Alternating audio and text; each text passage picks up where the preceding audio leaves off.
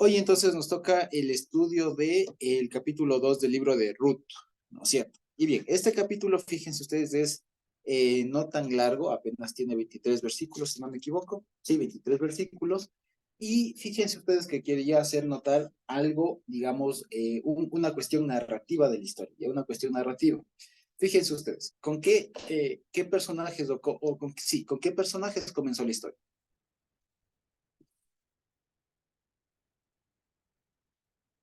¿Quién se acuerda?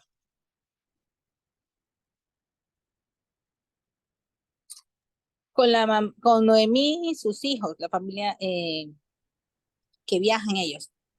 Exactamente, con el Elimelech y la familia, ¿no es cierto? Y después nos presentan ahí a Ruth, a la Orfa y todo lo demás, ¿cierto? Pero con Elimelech. Después muere Elimelech y lo que veíamos la anterior semana era que vimos, quién seguía el protagonismo, si se quiere, ¿no? La figura que aparece aquí más. ¿Quién toma esa posta, digamos, narrativamente como el protagonista de la historia, o la protagonista? Noemí. Noemí. Noemí. Noemí, muy bien. Fíjense ahora, en cambio acá vamos a ver que sigue girando un poco más la historia y ahora la que va a tomar la posta narrativa de protagonismo ya no es ni Noemí ni Elimelech, sino Ruth. Y nos presentan al personaje que incluso va a ser el protagonista, si se quiere, de la siguiente parte, ¿ya? Y fíjense ustedes cómo está, o sea, la forma de contarnos de esta historia, como que se va, ¿cómo se dice? ¿Cómo es de estos que tienen estas cosas que van girando? Se me fueron las palas. Hilando, como que se No, va las que hilando. tienen como tuercas, que son como tuerquitas, pero que tienen como engranajes. Que se va engranando. ¿Cómo se va engranando todo? ¿Por qué? Gracias, Nati. Se va engranando todo por lo siguiente, porque fíjense, en la primera parte nos presentan a Elimelech, ¿cierto? Que emigra con toda su familia y nos mencionan a Noemí, a Ruth. Pero después muere él y asume y comienza a participar más, digamos, de parecer más Noemí. Y nos presentan ahí de manera subsidiaria, digamos, como personaje secundario, Ruth.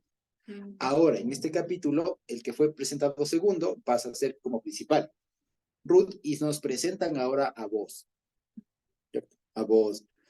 Y en el tercer capítulo, en cambio, va a pasar que el que nos presentan vuelve a ser, en cambio, el que nos presentan ahora va a tomar la posta, digamos, como personaje principal. Y después lo interesante es que al final termina siendo el personaje y vuelve a dar la vuelta, digamos, de historia y vuelve a terminar apareciendo la misma Noemi. Entonces es una forma muy bonita de cómo nos va presentando la historia. Ahora, también les quisiera pedir que notemos cómo es que nos cuentan la historia, ¿ya? Porque estos hechos que estamos estudiando acá pasaron seguramente,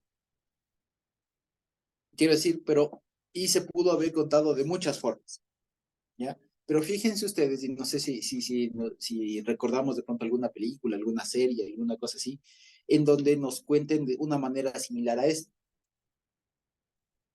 Es decir, o sea, esta es como una de esas series o películas o novelas o series, lo que sea, en donde hay un narrador, una voz en off, como se llama, que es el que dice, no, había una vez tal cosa, no sé, tal, tal, tal, tal. Ya, y resulta que es el que va guiando la historia, si se quiere. Es el que va guiando la historia y nos va poniendo las cosas ahí que, digamos, nosotros digamos, le dan precisamente esa belleza al texto y que, digamos, a nosotros nos permite darnos cuenta de lo que está pasando por un lado y por otro lado nos va haciendo partícipes de la historia, ¿ya? O sea, esto hace que precisamente la gente, el lector, si se quiere, perdón, el lector, pues se inmiscuya, participe de la emoción de la historia. Porque fíjense, el versículo, digamos, del capítulo anterior terminó justamente con las dos viudas, un momento muy climático, muy bonito, aparte de compañerismo, de esta relación de discipulado y todo lo demás, una relación bonita, pero resulta que si nos ponemos en los zapatos, en las sandalias de estas personas, ¿qué realidad les espera? ¿Me explico? O sea, espiritualmente hermoso. O sea, espiritualmente hermoso, una moabita se convierte, bendito Dios y todo lo demás, discípula, tal, tal, tal, todo hermoso. Pero resulta que ya llegando y pasando el tema bonito, digamos, emotivo, llegan a Belén y el siguiente punto es, bueno, ¿y ahora qué hacemos? Porque no tenían ninguna cosa que, digamos, no tenían ningún lado a donde irse, ya no había Elimelech, ya no había nadie de su familia, estaban literalmente solas, eran conocidas, pero no tenían ya nada. Entonces, Económicamente mal, claro. económicamente hablando, estaban desoladas. Ujú. ¿Ya? Entonces llegan a un momento, digamos, pasa de un momento espiritual bonito, hermoso, ¿no? De, no, contigo hasta el final, tu Dios es mi Dios y todo lo más hermoso, pero en el plano físico, digamos, acá, estaban en nada. ¿Me explico? Entonces, fíjense ustedes cómo eso nos puede hacer ya partícipes de nosotros. O sea, y fíjense cómo es que a nosotros nos llega esa historia, esa alegría y nos emocionamos la anterior semana. ¿Se acuerdan ustedes viendo esto de ya tu Dios es mi Dios y como que todo cuadra? Y ahora también vamos a ver cómo es que nos vemos en la urgencia, digamos, de no morirse de hambre de Rudy Noemi. Entonces, fíjense ustedes. Vamos a leer. Este pasaje, digamos, de este capítulo 2 se puede dividir en tres partes. La primera, la segunda y la tercera. La primera es la que precisamente del versículo 1 al 2, digamos, en donde se da este diálogo entre Rudy y Noemí de anda a ver qué hay, básicamente. Después del versículo 2 hasta el 17, hasta el 18, perdón, que es todo el tema de Ruth con voz y la espigada y todo lo demás. Y el resto del capítulo que es precisamente de nuevo el diálogo que tiene Noemí con Ruth cuando ya regresa con la cosecha, digamos, ¿no es cierto? Entonces, bueno, más allá de eso, fíjense que hay un montón de cosas que están pasando a la vez. Están pasando aspectos narrativos, literarios de la cosa que nos llaman la atención, como les digo, aquí vamos a ver algunos, que está ella espigando y de pronto el narrador dice, y he aquí que venía vos. Entonces, como que nos emociona y nos hace emocionar de que viene el que les iba a salvar, que el antecedente es que ellos estaban en nada, ¿sí? Entonces, fíjense, vamos a leer. Entonces dice, ¿no? El 2:1 de Ruth, dice, tenía Noemí un pariente, pone, de su marido, un hombre rico de la familia de Elimelech, el cual se llamaba Booz. Hasta ahí. Y en este versículo, créanme que hay un montón que podemos hablar si se quisiera ser muy minucioso en temas gramaticales y todo lo demás. Pero si quisiera, y de pronto sería bueno, si de pronto podemos revisar en alguna otra versión o versiones, cómo traducen al menos de este versículo 1 y ya después les pido respecto del número del versículo 7, que también tiene algunas particularidades, ¿ya? Pero al menos de este 1, ¿ya? Dice en la Reina Valera, tenía Noemí un pariente de su marido, ¿de acuerdo? Un pariente. Ahora, les pregunto, ¿de pronto tenemos por ahí alguna versión de la Biblia que diga alguna otra cosa? Que traduzca de alguna otra manera. Ruth 2:1.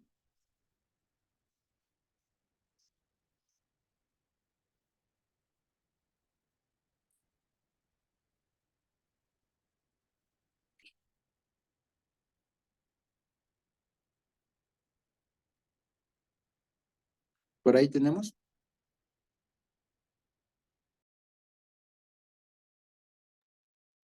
Pariente mismo ponen siempre todos, tal vez, o alguna versión que tengamos por ahí que ponga alguna otra palabra que no sea pariente.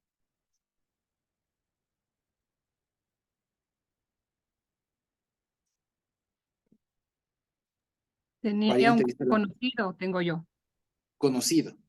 Fíjense ustedes. Vamos a ver. Y aquí les quiero comentar una cosa que es una cuestión técnica, digamos, pero que sirve para este fin. Ahorita les estoy compartiendo una página que es precisamente la Biblia Paralela, que es una herramienta muy potente que tenemos precisamente. Lastimosamente está en inglés, pero creo que sí se puede traducir. Pero dice así, fíjense ustedes. Esto que estamos viendo aquí sería el texto, como se dice del texto ¿cómo se llama? El texto masorético. Ya, o sea, que tiene la vocalización de estos masoretas que en el siglo 3 o 4 después de Cristo pusieron estos puntitos que ustedes pueden ver aquí. Pusieron estos puntitos de arriba, abajo y todas estas cositas, estos signos que están arriba de las letras. Esos son precisamente los signos masoréticos que precisamente intentaron o sea, hacer un sistema de estos símbolos, ¿ya? Para que no se olvide, o más bien dicho, se recuerde la pronunciación, ¿ya? Ahora, fíjense ustedes, si leemos de derecha a izquierda, aquí cualquiera de nosotros, ¿no es cierto? Tiene arriba, fíjense, voy a voy a hacerle más grandecito esto para que lo veamos. Entonces, fíjense, aquí dice Naomi, y aquí fíjense ustedes que hay un problema. Aquí dice, ¿no? Y para Noemí, ¿no es cierto? ¿Ya? Literalmente está diciendo así, y para Noemí. ¿De acuerdo? Y aquí fíjense ustedes que si ven que hay un texto entre corchetes aquí, ¿ya? Esto en nuestras Biblias no hay. Esto en nuestras Biblias no hay. Y fíjense ustedes, si ustedes se fijan, estas tres letritas son las mismas, ¿no es cierto? En las dos palabras. Y si nos fijamos también, nos damos cuenta que están vocalizadas, o sea, se pronuncian, pese a que son las tres mismas letras, se pronuncian de manera diferente. Fíjense, aquí dice meyuda, y aquí ponen moda. ¿Ok? Ahora, cada una de estas palabras tiene algo en semejanza, que es las mismas letras de la raíz, que son las que se repiten. ¿Ya? O sea, en la raíz, digamos, vienen de la misma raíz, del mismo verbo raíz, ¿de acuerdo? Pero la vocalización puede variar el significado, ¿de acuerdo? Así que, por ejemplo, esto, ¿por qué pasa? Pasa muchas veces en la Biblia, especialmente en hebreo, en español, no pasa esto porque el traductor tiene que escoger una palabra para traducir, no puede poner slash, digamos ahí, o se vería un poco extraño que en una versión de la Biblia venga con un montón de slash o así con estos corchetes y todo lo demás, porque confundiría. Pero en el hebreo vale la pena decirlo. Hay momentos en los que los masoretas se toparon con palabras como esta que tenemos aquí, ¿ya? Como estas que tenemos aquí, que tenían, como decir, dos tradiciones, ¿ya? O dos formas de vocalizar, ¿ya? Tenían dos formas de vocalizar, pero escogieron una, ¿ya? Escogieron una. Es decir, lo que quiero decir es, la original, por así decirlo, es esta, pero los masoretas leyeron o pusieron de la otra forma, para facilidad lectora, ¿ya? Básicamente es eso. Entonces, el texto en hebreo presenta estas variaciones así dentro del mismo texto para dar cuenta al lector que lee en hebreo de que esa palabra puede tener una, digamos, otra acepción. ¿Ya? Básicamente eso. Por eso es que fíjense ustedes, dependiendo cómo yo traduzca o cuál escoja, digamos, puedo traducir de una manera o de otra. ¿Ya? Por lo siguiente, estas palabras, digamos, estas dos palabras vienen de esta raíz que es yo, vamos a ver si puedo escribir, es yo, dalet, ayin, ya, el verbo yadá, ¿sí? El verbo yadá, ¿qué significa conocer? ¿Ya? Conocer significa ese verbo. Ahora, resulta que dependiendo cómo yo lo traduzca, digamos, puedo decirlo de una manera o de otra. En general, digamos, y en realidad para no hacer mucho lío, estas dos palabras significarían lo mismo, ¿ya? Que tiene que ver con la raíz, sí, de conocer, fíjense ustedes. Así que si quisiéramos hacer una traducción sencilla, sería como un conocido, ¿ya? Sería un conocido. Pero fíjense ustedes que precisamente en español la palabra conocido no tiene la característica de parentesco, o sea, de ser un familiar, ¿cierto? No es un pariente. ¿Sí? O sea, como lo leyó nuestra hermana Sonita, si leyéramos nosotros, tenía un conocido, tranquilamente puede ser un amigo, un referido, como también alguien, digamos, de la familia, de la misma sangre, ¿ya? Entonces, por eso es que nuestras versiones traducen la palabra pariente, ¿ya? Ahora, esa palabra pariente está más relacionada con esta palabra acá, moda, ¿ya? Que es un conocido, digamos, que es alguien que les conocía o que se conocían, digamos, ¿ya? Ahora bien, ¿qué resulta? Que hay personas, digamos, hay algunos estudiosos que se pusieron a estudiar un poco más a fondo el alcance de esta otra palabra que sería la original, la palabra meyudá, ¿ok? Y resulta que algunos proponen que lo que implica esta palabra, la original que sería meyuda, es no solamente una relación de parentesco, ya no solamente una relación de parentesco, de saber, o sea, de conciencia de que el otro existe, o sea, de que le conozco, le identifico como de mi familia. No solo eso, sino que además de esta palabra tendría o adquiriría un contenido de un vínculo, ¿ya? Incluso legal, digamos, ¿sí? O sea, de un vínculo incluso legal. ¿Por qué? Porque hacen un estudio, digamos, y repasan las veces en donde aparece esta palabra meyuda, y aparece en crónicas, aparece en salmos, ¿ya? Y en los lugares en donde aparece esta palabra, es tranquilamente, digamos, digamos, comparable o sinónima de palabras que tienen que ver con una asociación, digamos. O sea que hay un parentesco, si se quiere, pero no por sangre, sino por algún tipo de contrato o convenio, ¿ya? Además de sangre, quiere decir. O sea que es una relación un poco más afianzada en una relación jurídica, si se quiere, en una relación legal, ¿ya? Y fíjense ustedes que esta palabra es importante, porque aquí la Noemí, le dice, ¿no es cierto? Aquí hay bueno, el que nos está contando la historia nos dice, ahora, para contarles lo que viene, ¿no es cierto?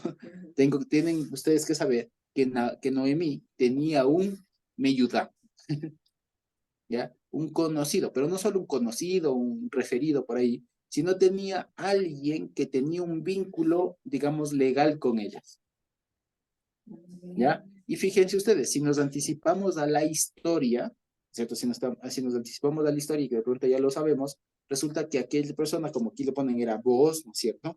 Resulta que era el que les podría, ¿cómo es? Redimir, era el Goel, ¿no es cierto? Y Goel, si no me equivoco, se escribe así. Eh, Creo que es con Ale. Bueno, Goel, mejor pongo en español para no ser lío. Goel, esta es la L, ¿ya? Goel. Entonces, lo que terminan concluyendo y pareció sensato, digamos, decir esto, es que la palabra meyuda, más allá de referir a una palabra, a una persona, digamos, que comparte la misma sangre, ya, más allá de eso, está refiriendo a una persona que tiene un vínculo legal con una persona, ¿sí? Meyuda. Y que en el contexto de la historia se entendería que meyuda es casi, para los fines de esta historia, es un sinónimo de Goel, el que les puede redimir. Que si ustedes se fijan, la figura Goel, en los términos de esta historia, es precisamente el redentor, es una figura legal, ¿cierto? Una figura que está en la Torá, una figura jurídica, si quiere, legal. Es el que tiene la capacidad de asumir el rol que tenía un familiar muerto. ¿Me explico? Entonces, además de ser simplemente un familiar, un conocido, por ahí alguien más o menos que les podía reconocer, ¿no es cierto? Les podía identificar. Más allá de eso, lo que está diciendo es que había una persona que tenía una capacidad legal especial para con Noemí y con Ruth, ¿ya? Entonces, no es solamente un conocido, si se quiere por ahí, alguien que les podía identificar y saludarles si es que les veían en la calle. No, sino que era un algo más, ¿ya? Entonces, este meyudá. Entonces, dice, tenía Noemí una meyudá de su marido, ¿ya? Y aquí dice, hombre rico, ¿ya? De pronto podemos verle si es que igualmente en este versículo, por eso les decía, ¿no? ¿Cómo traducen esta parte de hombre rico, ¿ya? En otra versión. En la Reina Valera ponen hombre rico. En la que yo tengo, dice un reconocido varón que se llamaba Boaz. Reconocido varón le pone. Muchas gracias, hermana Sonita. ¿Alguien más? Aquí dice también, sí, en esta traducción, tengo dos traducciones. Ajá. En una dice, tenía Elimelech, marido de Noemí, un pariente consanguíneo, hombre poderoso y de gran caudal, dice. En Ah, la otra versión dice, Noemí tenía por parte de su marido un pariente muy rico. muy rico. ¿De acuerdo? Sí. Poderoso con una cabal. Vale, gracias. Ahora, ¿con qué nos quedamos? Ya, el asunto, fíjense ustedes, de aquí ya nos pueden ir sonando estas palabras, porque aquí o cómo se le describe a Boaz, es como un Ish Gibor Hayil. ¿Sí? ¿Les suenan estas palabras? Ish Gibor Hayil.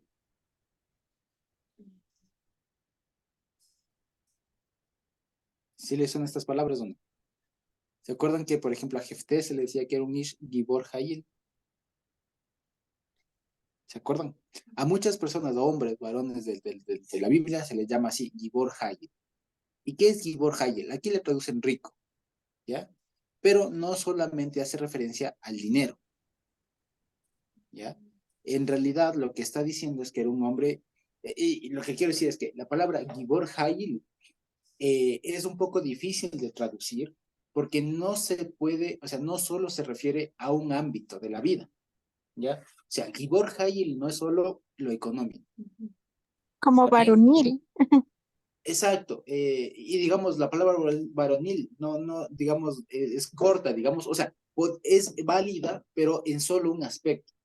Porque Gibor, por ejemplo, sí es alguien fuerte, valiente, aguerrido, si se quiere, pero no es todo. También es una persona que, económicamente hablando, es fuerte.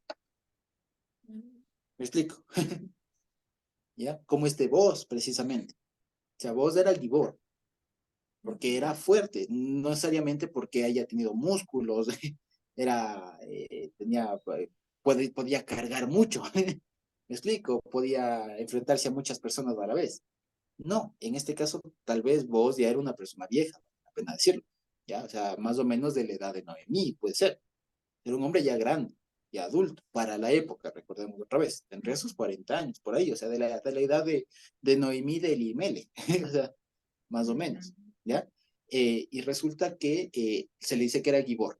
Entonces, para que veamos que la palabra Gibor en hebreo, les voy a compartir la pantalla para que lo tengamos ahí de pronto cómo se escribe, ¿ya? Entonces, la palabra Gibor, lo que aparece aquí es,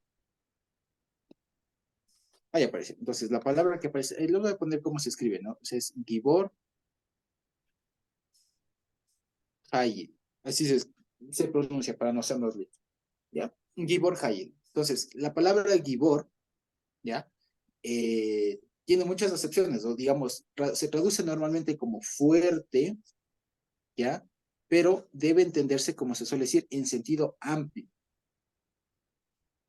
No solo porque cuando nosotros decimos es fuerte, referimos casi que a cuánto alguien puede levantar algo, o sea, a cuánto alguien carga algo. Es muy fuerte porque, no sé, avanza con 2 tanques de gas, es muy fuerte. Alguna cosa así. O Sansón era muy fuerte porque se peleó contra un montón de gente. Ya, pues sí, pero no solo hace referencia a la fuerza física. También fuerte, Gibor, como Vos, es una persona que, dado a su capacidad económica, es estable, es fuerte. ¿Me explico? Entonces, para que entendamos, fuerte en sentido amplio, ¿ya? Y por eso es que, por ejemplo, al Señor también se le dice que Él es Gibor. Pues a veces le traducen como varón, no sé cómo. Y no, el Señor es Gibor, en todo el sentido, porque es alguien que tiene fuerza en todo, porque tiene recursos, porque tiene estabilidad, porque en realidad es alguien que tiene recursos, digamos, que es alguien fuerte en ese sentido, ¿ya? Es fuerte, en sentido amplio, tanto porque tiene mucha fortaleza física, ¿ya? Porque puede, con su capacidad, digamos, mover mucho, como también tiene un estatus, digamos, de que nadie le mueve. de que es fuerte, ¿ya? Eso Gibor. Y por otro lado, Hayil, la palabra Hayil, tiene también muchas acepciones, ¿ya? Y que casi vendría siendo como una especie de sinónimo de Gibor. Hayil suele traducirse en muchos aspectos como desde una perspectiva como militar incluso, como en un sentido de tener las herramientas, si se quiere, de estar bien armado, si quiere estar bien equipado. De hecho, esta palabra es la que sale en Proverbios 31:10, es cuando se le dice que es la Eshet Hayil, la mujer virtuosa, pone. ¿Ya? Entonces, no es tanto virtuosa, por eso se ha dicho muchas veces, ¿no? No es que el proverbio dice mujer virtuosa, sino que dice mujer de Hayil, o sea, mujer de muchas cosas, en realidad. No es solo, como se suele decir, ¿no? De armas tomar, aguerrida, dispuesta. O sea, en realidad sería una mujer equipada. Y yo, en realidad, me quedaría, me quedaría con la palabra eso, equipado. Equipado. Pero igual, en sentido amplio. En un sentido muy, muy amplio. ¿Por qué? Porque puede hacer referencia a armas, ¿ya? Puede hacer referencia a aptitudes, o sea, cualidades, puede hacer referencia a un montón de cosas. ¿Sí me explico? Entonces, fíjense, Booz, o Boaz, como se dice en hebreo, Boaz era Gibor Hayil, ¿ya? Entonces era un hombre fuerte equipado, ¿ya? Era un hombre fuerte equipado, ¿sí? Pero en sentido amplio, ¿ya? Como para ver, ¿ok? Entonces, eso es de aquí. Entonces, no era solamente rico, ¿ya? No era solamente rico. Además, seguramente tenía muchas cualidades. Y la historia misma nos va demostrando en qué consiste ese Gibor Hayil. Porque por un lado tenía tierras, tenía criados, tenía un montón de gente, o sea, tenía un alcance económico grande, digamos, y por otro lado también era Gibor y Hayil por su capacidad, sus cualidades que le permitieron tener misericordia y gracia, digamos, hacia Ruth. Entonces, eso hace, por ejemplo, un hombre, una persona en general, al que sea Gibor y Hayil. Y Sí, también más que allá era de... un hombre, como un hombre de negocios, ¿no? Se mira Ajá. que tenía organizado a sus empleados, a sus siervos, y también iba a revisar sus negocios, o sea, estaba pendiente de todo lo que le rodea a él, o sea, no descuidaba tampoco sus negocios, su casa, estaba al tanto de qué le pasaba y necesitaban sus empleados, sus siervos, porque les dice, cómo llegan, ¿no? Les dice, el Señor sea con ustedes. O sea, me Ujú. parece que era como un hombre como un líder, como ahora estas personas que pueden hacer muchas cosas a la vez y tener como control de varias. Exactamente, era un Gibor Hayek. Exacto. Por eso les decía, no hay una palabra en español que nos permita, o al menos no la conozco, no una palabra en español que nos permita traducir esto, ¿de acuerdo? Digamos así, con la amplitud que tienen estas dos palabras en hebreo. Entonces, rico se queda corto en realidad. Ya, es todo eso, como decía Natito, o sea, también una persona organizada. Eso, por ejemplo, se nota en el Hayek, porque era una persona equipada, no solo con herramientas, sino con aptitudes, con todo eso. ¿Sí? Entonces era Gibor Hayek. Estevita Ojime. Josué, una pregunta. ¿Por qué entonces este hombre, con todas esas cualidades y esas virtudes, por qué se encontraba soltero? Una. ¿Y por Sí. qué eso es una? Y ahí quería decirte que en una versión que yo encontré dice un hombre de buena posición. Ujú. Exacto, buena posición. Ya les digo, es la forma como el traductor pudo traducir, ¿no es cierto? Ahora ya vimos que traspasa todo eso. Y lo otro es una buena pregunta, de por qué es que este hombre con tantas cualidades estaba soltero. Y de alguna manera, o sea, o, digamos, estaba soltero, bien pudo haber sido viudo, ya, pero al parecer estuvo soltero. Y la respuesta es sencilla, es porque, digamos así, para fines de la historia, quiere decir, en el sentido de que el Señor es el que guía la historia, que es. O sea, por eso les digo, justamente esa pregunta de Jime es la que nos permite ver que uno se pregunta, ¿cuáles son las posibilidades? ¿Ya? ¿Cuáles son las posibilidades de que unos inmigrantes, de que dos mujeres en una sociedad mayormente patriarcal, viudas, ¿ya? En una edad ya más o menos grande, ya para la edad y todo lo demás, que llegan a un lugar en donde si bien algunos les conoce, pero no tenían nada, pueden llegar a salir adelante y pueden llegar a sobresalir, digamos, a superar con mucho sus necesidades y todo lo demás. ¿Cuáles son las posibilidades, además, de que se topen con el pariente, de que a la primera que va Ruth se tope ya con el que corresponde? ¿Cuáles son las posibilidades que ese día mismo él vaya y pregunte? Entonces, o sea, ¿cuáles son las posibilidades en general de que de que esta historia haya pasado así tal cual? ¿Me explico? O Josué, sea, ¿cuáles son las posibilidades? Josué. Y uno responde, pues en realidad ninguna, antes de dar perdón a la palabra. Entonces la respuesta es ninguna en realidad. O sea, humanamente es muy complicado que esto pase. Y eso nos lleva, por otro lado, a la respuesta que ya dábamos al inicio. Este libro, este rollito de Ruth, lo que nos hace entender es un buen ejemplo de cómo Dios mueve las cosas por detrás. Y de cómo, si bien Dios no aparece como un protagonista, digamos, sí está moviendo todo detrás. Es el que está organizando la historia, es el que le mueve a Ruth, es el que le mueve a Noemí, es el que mueve a vos, es el que está detrás de todo esto para que la historia justamente se dé así. Caso contrario, nos parecerá solamente que es obra de la o casualidad. Pues sabemos que no es así. En realidad, Dios es el que está guiando los pasos de cada uno. Entonces, eso es la cuestión. Así que por eso no nos debe asombrar que un hombre con tantas virtudes, ¿no es cierto? Podríamos tranquilamente aquí ponerle un hombre virtuoso. Este hombre con tantas virtudes no haya encontrado una esposa y que haya tenido que venir una viuda todavía en calidad de todo lo demás. Tal. Es que evidentemente el asunto, no, lo que nos revela es que el Señor está detrás moviendo todas las piezas. Ese es el asunto. ¿Sí? Papá. Sí, lo que estaba recordando es que hace tiempos, tratando de este tema mismo, decíamos que Dios es el artista que teje con los hilos humanos preciosas obras de arte familiares o sociales. Y no es casual el hecho de que se mueran los hijos, digamos los maridos de las dos chicas, y que a Noemí se le ocurra regresar a su tierra y que se encuentre con Booz, que siendo un hombre potentado, completo, un hombre responsable, cuidadoso de la suyo, podríamos decir un hombre sensato, un hombre prudente, se haya quedado solo hasta la edad que tenía. Es que no es nada de que por qué, es que Dios tenía preparado todo eso.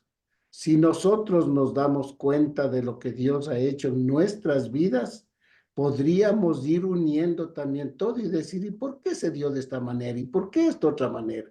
¿Y por qué es que Dios, para Él no hay el por acaso o así porque sí? Él está tejiendo las obras, Él está haciendo el trabajo. No hay coincidencia simplemente, sino que Él tiene un plan. Siempre se oye esto de que Dios tiene un plan para tu hijo. Claro que lo tiene, pero Él va desarrollándolo en conjunto con otras personas. Y a veces uno nunca hubiese pensado encontrarse, ¿no? A veces uno va por un lado y se encuentra con una persona que llega a ser amistad toda la vida, llega a ser de bendición y tanto. Entonces, todo lo que se ve acá es al gran artista de los siglos, que es Dios, que está tejiendo todas estas verdaderas obras de arte para mostrarnos a nosotros cómo Él trabaja. Y puede ser que también esté haciendo con nosotros cada vez. Y debemos estar siempre con los ojos abiertos. ¿Cuál es la voluntad de Dios? Y cómo nos va ocupando o cómo va ocupando a otros hermanos para ir tejiendo. ¿Quién podría pensar que ahora Manada Pequeña es lo que es si es que hubiese pensado unos 10 años atrás? Entonces, si volvemos 10 años atrás, pensar dónde estaba cada uno, etcétera, etcétera, cómo Dios ha ido construyendo, trabajando, haciendo, y entonces vamos a ver que detrás de cada una de nuestras vidas hay esa mano maravillosa de Dios que está haciendo que las cosas se den. Y de aquí, ¿qué más habrá? ¿Qué obras más maravillosas de Dios habrá para nosotros? Tenemos un ejemplo en Ruth, en todo este libro, y creo que cada uno de nosotros también somos una muestra de eso. Así, efectivamente. A ti te estaba levantando la mano, o Nico también. Josécito, verás, a mí me parece precioso y nos dábamos cuenta cuando leíamos justamente la parasha que tocaba hoy, que era el Levítico 19. Hay una parte, o sea, que se suscitan las cosas también porque vos y sus siervos cumplían la parte del mandamiento que habla que no cosecharán hasta el final, o sea, no quitarán hasta el final sus cosechas para no dejar nada, sino que la parte de Levítico 20 donde le dice guardarás como un rinconcito para la viuda, para el pobre, o sea, me parece bien bonito porque surge de alguna manera esta historia de amor y más bien como Dios lo ha hecho, de un mandamiento cumplido, o sea, de que vos da eso, que pudo haber sido cualquier otra persona, sino que como cubrió al necesitado y a la viuda, y de eso el Señor hizo el milagro, o sea, me parece bien perfecto ahí. Exactamente, tal cual. Y es lo que veíamos, todo lo que ustedes comentan es eso, precisamente. Esta historia es una que que no pasaría si no es solo porque Dios está detrás. Así de sencillo. Y fíjense ustedes a propósito, en realidad, tal vez puedo estarme inventando el dato, pero creo que alguna vez hizo alguna estadística, alguna cosa así, de cuáles son las posibilidades, especialmente en el matrimonio, en la familia, cuáles son las posibilidades, o sea, qué fue todo lo que tuvo que haber pasado para que dos personas se lleguen a casar o formar un hogar. Y resulta que en realidad es una cosa que es, o sea, si cambiaba solo una cosa, me explico, todo lo demás ya no pasaba. Entonces, ahí es cuando uno se da cuenta, por ejemplo, cuando se da cuenta, como la historia de Ruth, que en realidad Dios es el que está detrás de cada uno de los pasos de nosotros, ¿ya? Que es el que realmente guía nuestro camino, es el que está detrás, incluso si nos equivocamos, todo lo demás, Dios está ahí. Entonces, es algo hermoso verlo así, digamos, que en ese camino nos va enseñando a guardar sus mandamientos y todo lo demás y tal. Entonces, fíjense, de eso va Ruth, ¿sí? Entonces, fíjense, ¿qué les parece si volvemos al relato? Entonces, tenía Noemí un conocido, un pariente, ya lo sabemos, ¿no es cierto? Dice, un Ish Gibor Hail, ya sabemos, ¿no es cierto? De la familia de Elimelech, el cual se llamaba Booz. Ahora, sobre el nombre de Booz, ¿ya? Hay discrepancia un poco, una vez más, sobre el significado, ¿sí? Algunos sugieren que Booz tiene la raíz, o más bien significaría, sería como partirle en dos. De hecho, en hebreo se dice Boaz, ¿ya? Boaz, ¿ya? Pero no es, como ustedes notan, termina en Z, en Zayin, y las Z, las Zayin en hebreo suena como Z, como un zumbido. Entonces sería Boaz, Boaz, ¿ok? No es Boaz, tampoco es como los españoles que dirán Boaz, ¿ya? Es Boaz, Boaz. Y la última frase, la última parte del nombre, el as, o en español sería os, es la que da mucho digamos, a intentar intuir qué significa el nombre, ¿ya? Y esto tiene que ver con fuerza, con potencia, digamos, ¿ya? Entonces, por ejemplo, en algunos textos como la Vulgata y algunos otros, se traduce el nombre como en español, Boaz, Boaz. En el griego más, en el texto masorético, en el hebreo, quiere decir, se encuentra como Boaz, ¿ya? Y algunos sugieren que se cambió a Boaz, la pronunciación, para darle el significado que Boaz significaría en él está el poder. En él está la fuerza, la potencia, ¿sí? En él está el poder, eso significaría si asumimos que es Boaz, ¿ya?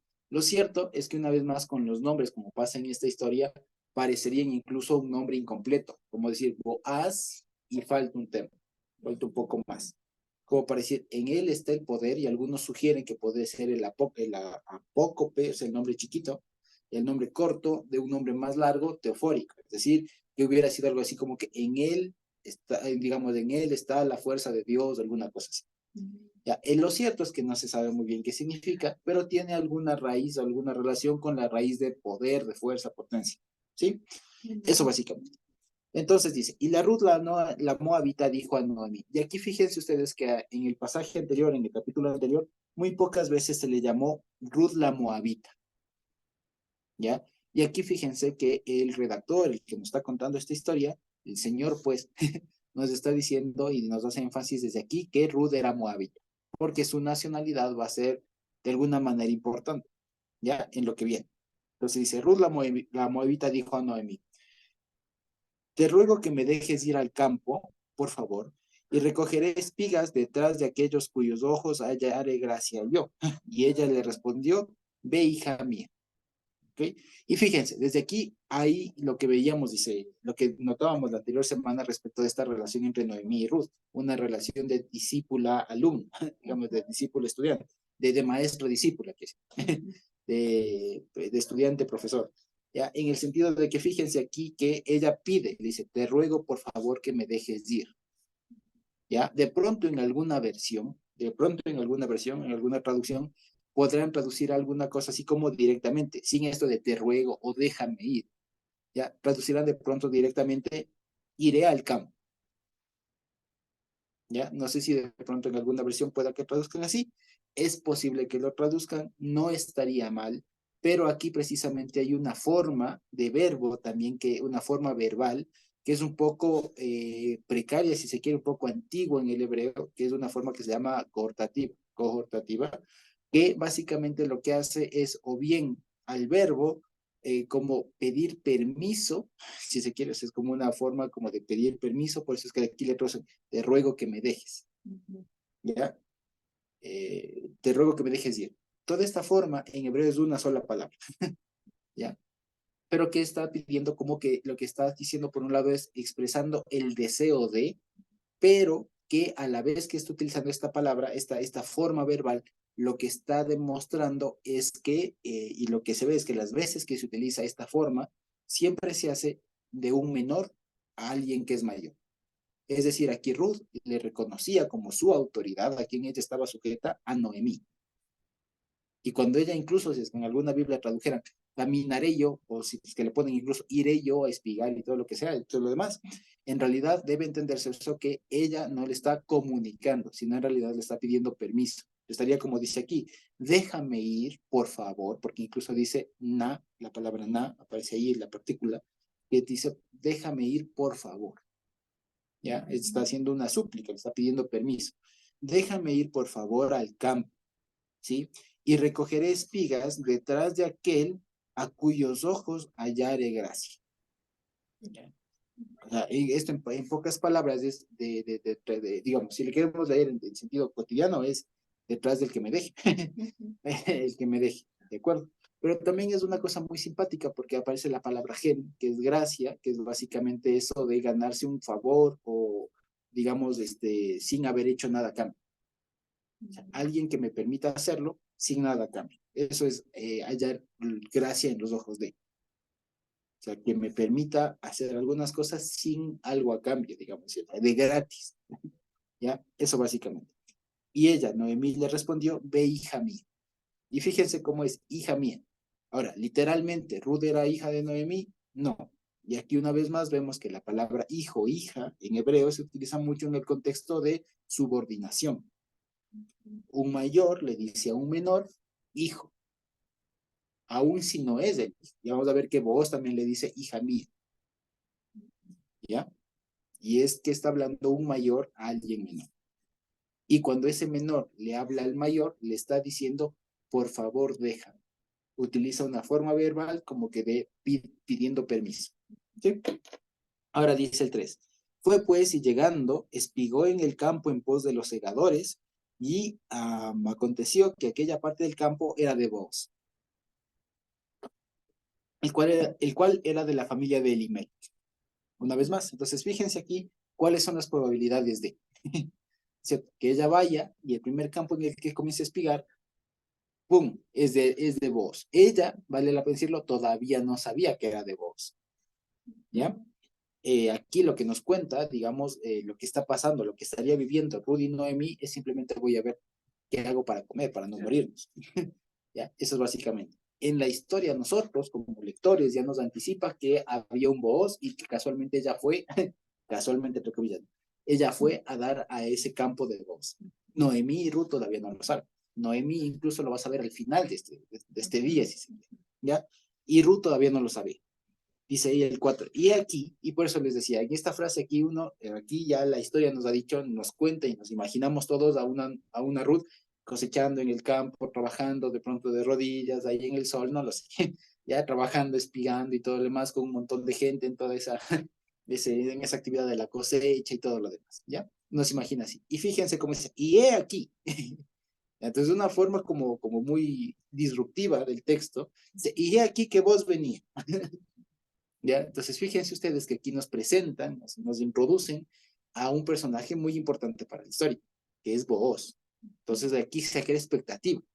Ya nos crea expectativa, porque fíjense, en estos tres capítulos, en estos 3 versículos anteriores, nos han contado, en medio de todo, una situación crítica de Ruth y Noemí. Voy a ver en dónde me dejan trabajar. El que me deje ni siquiera trabajar, ni siquiera estar pidiendo empleo. El que me deje espigar detrás de los que van, como decía Natita, en cumplimiento del mandamiento de que alguno tendrá un buen corazón y no habrá cosechado todo. Habrá cumplido el mandamiento y ya está. y voy a ver lo que sobró, o sea, lo que se les cayó, lo que dejaron, etc. Eso es lo que iba a ver ella, las obras, en pocas palabras. Y iba a ver las obras, ¿ya? Y fíjense ustedes, y el 4 es muy bonito porque dice, y he aquí que vos venías. Pues imagínense ustedes que le están contando a los niños y decían, y he aquí. Entonces como que se levanta un poco la voz y rompe, digamos, en ese contexto un poco triste de ella de saber qué hace para comer, ¿no es cierto? ¿Me explico? Hay una persona que está ahí, voy a ver, y ella, bueno, hija, anda, anda, hija, que Dios te bendiga, le diría alguna cosa así, ¿no? Anda. Y de pronto que cuenta el narrador, y aquí que vos venía de venir. Entonces es emocionante, uno dice qué va a pasar, ¿no? ¿Ya? Y dice, y dijo a los segadores. Entonces fíjense, y la presencia de voz es hermosa, es hermosa. Y cuando uno le lee, le alcanza a leer, incluso aquí en español, se ve como que voz tiene, como decía, tiene un porte, tiene un porte, voz tiene una presencia así, que no es que va llegando cualquiera, que dice, ¿qué fue? Ve, ¿cómo estás? Asomarás, como si llegarían nosotros, donde sus amigos, alguna cosa así. No, cuando llega voz, impone. Y la forma como él habla es hermosísima. O sea, no es como la de cualquier persona que aquí, incluso aquí en la traducción le suavizaron un poco. Él habla de una forma muy imperativa. O sea, él habla como dueño, como alguien que conoce, que domina y que es justo, o sea, que es consciente, o sea, que es un Gibor Hayek. O sea, que está hablando bien. Y cuando uno se enfrenta, digamos, a una persona así, uno como subordinado, digamos, uno le tiene así como un poco de respeto. Pero es que en realidad la historia le presenta a vos así, como una persona que llega, o sea, a romper el curso de la historia, si se ¿Me explico? Porque si no llegaba a vos, me explico, la historia de Rudy y Noemí se acabó. Pero disrumpe, o sea, rompe esa secuencia media crítica, triste, media lúgubre ahí de Rudy y Noemí, de voy a ver qué como, y el versículo 4 dice, he aquí que venía vos. Ya, rompe eso y presenta a una persona fuerte. Fíjense, muy pocos personajes de la Biblia saludan como este hombre. ¿Ya? A lo mucho hablaban de cómo está tu paz, o sea, aquí hay para ti, alguna cosa así, ¿no? Shalom, cómo está tu paz, Mashlomech, alguna cosa así, ¿no? Mashlomja, ¿cómo estás? Hay paz para ti, diría algún profeta, alguna cosa así.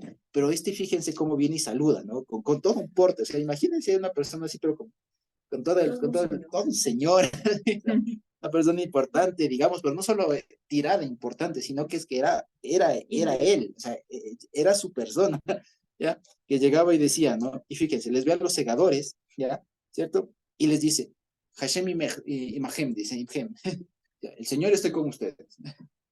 Fíjense, o sea, el Señor esté con ustedes. O sea, imagínense, tendrá un bozarrón, alguna cosa así, ¿no? Que llega a todos y el Señor esté con ustedes. Alguna cosa así, o sea, es hermosísimo cómo llega él. Y ellos le responden, o sea, todos los segadores le responden, Shelohim llevaré, Oscar, que el Señor te bendiga. Entonces, fíjense, es una relación muy interesante que irrumpe, como les digo, en la historia y presenta una persona Gibor Hayek. ¿Me explico? Es un Gibor Hayek, no alguien que viene a imponer de, uy, ya llegó el capataz. Y esto, como les decía, esta forma, esta respuesta, algunos comentaristas judíos, por ejemplo, intuyeron o comprendieron que lo que pasaba es que Booz era una persona justa. Porque íntegra, justa, o sea, que tenía un trato justo hacia sus súbditos, hacia sus criados, hacia sus servidores, sus siervos, sus trabajadores, pues, porque los judíos utilizan mucho de la lógica, me dicen, porque ningún trabajador que es explotado le puede responder al que le está explotando, el Señor te bendiga. Entonces, esta forma de cómo los segadores, o sea, los trabajadores le responden que el Señor te bendiga, está denotando o demuestra que vos eres un hombre justo, en ese sentido de que no eres explotador. Y esto queda afirmado por lo que va a seguir en la historia. Entonces, fíjense, ya les digo, la presencia de voz, pero, o sea, impone, digamos, pero impone de una forma bonita, chévere, así como que es que así debería ser, ¿ya? De una cosa así que llegue y no llega un cualquiera, así de, uy, ya llegó el jefe, y alguna cosa así, no, o sea, llega diciendo, no, el Señor está con ustedes, el Señor sea con ustedes, alguna cosa así. O sea, imagínense, plena cosecha y todo más, sería un buen, que el Señor les bendiga, ¿ya? Y los otros, el Señor te bendiga. O sea, era una relación muy recíproca, muy bonita, pero con reconocimiento, quiero decir. O sea, los trabajadores no le despreciaban o no le temían, era una cuestión recíproca, o sea, de respeto, de honra, si se quiere. Linda, ¿ya? Y fíjense, y ahí venía lo que decía la Nati, ¿no? Lo que nos comentaba. Es un hombre, Gibor Hayel, tanto más porque tiene control de los que, él conoce a los que trabajan con él. Y fíjense, él en medio de todo está inspeccionando y dice el 5, ¿no? Y vos dijo a su criado, el mayordomo de los segadores, ¿de quién es esta joven? Entonces, imagínense ustedes la capacidad de organización de este hombre para que entre todos los que están ahí, dice, a esta no le conozco. O sea, entre toditos hay uno que no conozco. No lo he visto, no está, no consta. ¿Ya? Y fíjense cómo habla él. Fíjense qué pregunta. ¿Notaron la pregunta? ¿De quién es esta joven? Él no pregunta quién es este. Ya, dice, ¿de quién es esta joven? ¿Ya? Y segundo, él tiene una forma de hablar muy de alguien que tiene el mando. ¿Ya? Por lo siguiente, fíjense, cuando él está hablando, ¿ya? O cuando a él se le presenta, aparece mucho la palabra en hebreo na'ar, ¿ya? Que es la que traducen aquí criado o joven, ¿ya? En estos dos versículos, en el 5 y el 6, cuando dice la palabra criado o joven, aparece la palabra na'ar, que es la palabra precisamente para alguien subordinado. Un siervo, tranquilamente, un joven, etcétera, pero es alguien que es subordinado, que no tiene la capacidad, o sea, que no hace referencia a la edad, sino hace referencia a la jerarquía, si se quiere, ¿ya? Entonces, el Na'ar es el que está debajo de alguien, ¿ya? Entonces dice, y vos dijo a su Na'ar, a su criado, a su sirviente, que fíjense, era el mayordomo, o sea, no era alguien que era un muchacho ahí que pasaba las cosas. Era el mayordomo, pero para vos, el mayordomo era el Na'ar, era el siervo. Fíjense ustedes cómo es la cosa, ¿no? Entonces dijo vos a su criado, ¿no es cierto? El mayordomo de los segadores, ¿quién es esta Na'ara? Le dice, ¿quién es esta muchacha?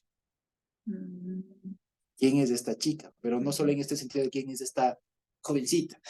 No, sino le está diciendo, ¿quién es esta chica que está aquí bajo mis órdenes, digamos? O sea, ¿quién es esta? ¿Ya? Pero le trata no solo como joven, chiquilla, como decir así, sino le está diciendo como quién es esta persona subordinada. O sea, quién es esta que no es libre. De quién es esta que está aquí, ¿ya? Dice, y el Na'ar, el criado, mayordomo de los segadores, respondió y dijo, esta es la Na'ar moabita que volvió con Noemi de los campos de Moab. Y ha dicho, y el versículo 7 es uno de los más complicados de traducir de la Biblia, especialmente por la parte final, ¿ya? Porque hay un montón de cosas que no se entienden. La forma en cómo traducen aquí en el versículo 7 en español es intentando, al menos en la última parte, darle sentido a las palabras que están en hebreo, porque en realidad no se entiende, ¿ya? Dice así, dice, y ha dicho, te ruego que me dejes recoger. Hasta ahí están todos de acuerdo que eso dice así. ¿Ya? De ahí en adelante se dan unas variaciones y unas discusiones que ni les cuento, ¿ya? De cómo entender eso. Vamos a leer como dice aquí, porque en términos generales es el sentido. Dice, déjame recoger, dice, y juntar tras los segadores entre las gavillas. Entró pues y está desde la mañana hasta ahora sin descansar ni aún por un momento. ¿Ok? Ahora, resulta que esto no dice tan así, ¿ya? Dice, bueno, como les decía, hasta el recoger se entiende. De ahí dice, y juntar tras los segadores entre las gavillas, hay un montón de discusiones ahí entre las palabras. Pero más allá de lo que podamos decir de cada palabra y ponernos muy técnicos, que no llegaríamos a ningún lado, sino a decir lo que él decía. Es complicado traducir. El asunto, lo que está diciendo es que aquí el criado le está dando un reporte de Ruth. ¿Quién es esta persona? Pero, digamos, bueno, ya regreso. Y lo que le está diciendo aquí es que se puede este versículo entender de dos maneras. A partir del punto seguido que hay, que dice, no, entró pues y está desde la mañana hasta ahora sin descansar ni aún por un momento, en español tiene sentido. En hebreo no tiene nada de sentido, todas las palabras que van apareciendo ahí, ¿ya? Pero una de las cosas, por ejemplo, es que primero dicen, entró y está desde la mañana. Resulta que, por ejemplo, este verbo que ponen después, está, literalmente es el verbo amad, que significa estar de pie, parado. ¿Ya? Estar de pie. Entonces, lo que significaría, ahí vienen mucho las interpretaciones. Y algunos se preguntan, ¿cómo es eso? O sea, lo que nos está diciendo aquí es cómo entendí esta traducción, es decir, que el criado le está diciendo, esta persona es fulanita y está trabajando sin descanso todo el día. ¿Ya? Básicamente eso es la idea que se extrae de ahí. O bien lo que algunos dicen es lo siguiente, y se puede entender y tiene también cierto sentido. Lo que dice es lo siguiente, como dice que aquí es que ella ha entrado y está, sería, si traduzco de manera literalmente, entró y está parada desde la mañana hasta ahora, hasta ahí, lo que se entendería es que ella llegó y dio permiso para recoger y y no se ha sentado hasta que llegue el dueño para que el mismo dueño le dé permiso. ¿Ya? Aquí se entiende como que ya le dejaron, ya, y estuvo todo el día trabajando, y cuando llega vos, ya está trabajando y le reconoce entre todos los trabajadores, dice, ¿quién es esta? Y le dicen, no, bueno, es una que llegó temprano y está trabajando ahí, está ahí recogiendo, ¿ya? Eso es lo común, no lo entendemos nosotros. Otros proponen en que en realidad no pudo haber pasado así, porque ya les digo, este versículo da muchas controversias. Esta es otra opción, no digo que esa sea la correcta, ¿ya? Ya les digo por qué puede no ser, que ya les digo. Pero, ¿por qué dicen esto? Porque, si es que le traducimos esto literalmente, la forma de entenderlo sería, ella vino y está ahí parada desde la mañana. ¿Ya? Y no se ha ido a su casa ni nada. ¿Ya? Y por eso se entendería que después le dice, ya viene vos y dice, no, tranquila, o sea, espiga tranquilamente, y denle más y todo lo demás. Y déjenle y todo lo demás. El asunto es que fíjense ustedes que como dice, ¿no? Que dice que vino desde la mañana hasta ahora, se entiende que sería una media mañana. Entonces, tal. Pero el argumento más fuerte contra esta postura es que, fíjense que en el versículo 3 dice que ya llegó y espigó en el campo en pos de los segadores. ¿Sí me explico? Entonces, fíjense, ahí la forma en cómo ellos lo resuelven, que los que proponen esto lo resuelven, es que el versículo 3 es al igual que el versículo 1, un anticipo de lo que va a pasar. Es eso. Entonces, en el versículo 3 nos estaría anticipando lo que ya después va a pasar. Pero cuando llega el versículo 7, digamos, ahí recién nos relata cómo es que pasó, cómo tuvo que pasar las cosas para que la Ruth comience a cegar, como nos contó el versículo 3. ¿Sí me explico? ¿Ya? O sea, el versículo 3 para estas personas que suponen esto es que sería como un anticipo, un preludio de lo que estaría pasando más después. Básicamente eso. El asunto, y como les decía, para que veamos, es que este versículo 7 es muy complicado de traducir. De hecho, por ejemplo, aquí en mi versión en inglés tiene una notita después de esta traducción que pone hebreo oscuro. O sea, no se sabe. ¿Ya? Además, en algunas otras versiones que estuve revisando un poco de algunos, digamos, académicos que se tradujeron este versículo, las últimas palabras ya los ponen entre puntitos, se traducen palabra, puntito, palabra, puntito, palabra, puntito, porque es que no se sabe y no hay conexión entre las últimas 4 palabras. ¿Ya? O sea, no hay conexión, es extraño, es muy, muy extraño. Y hay un montón de propuestas para poder coordinar eso. ¿Ya? El asunto, independientemente de todo, es que se le describe a Ruth como una persona constante, ¿ya? Que llegó desde temprano y está haciendo lo que sea que haya estado haciendo, pero lo está haciendo de manera constante, ¿ya? El asunto no es tanto eso, ¿ya? El asunto es que Ruth está ahí, sea trabajando o no. Yo me animo personalmente, como ha dicho en el versículo 3 antes, que se metió ahí a trabajar y dado que sería el mandamiento de que se les permita a las personas, digamos, recoger y todo lo más, yo creería más bien que ya llegó ella y estaba trabajando ahí, más o menos como se lee así simplemente en perfecto español, ¿ya? Más allá de cualquier cosa. El asunto, como les decía, no es tanto eso. Lo importante de este pasaje, de esta perícopa, como se llama, de este capítulo, no es eso. No es qué estaba haciendo o no haciendo Ruth. El importante por el momento es vos, ¿ya? ¿Por qué? Porque cuando él pregunta, incluso fíjense, y eso les decía, no pregunta quién es ella, pregunta de quién. Y lo que se entiende es que cuando una persona hace esta pregunta, fíjense, lo que está haciendo es formularlo de una manera así que se escucha raro. ¿De quién es esta persona? Uno en la vida no pregunta de quién es, de quién eres. ¿Ya? Cuando uno pregunta de quién eres, hace referencia a que me interesa todo tu origen.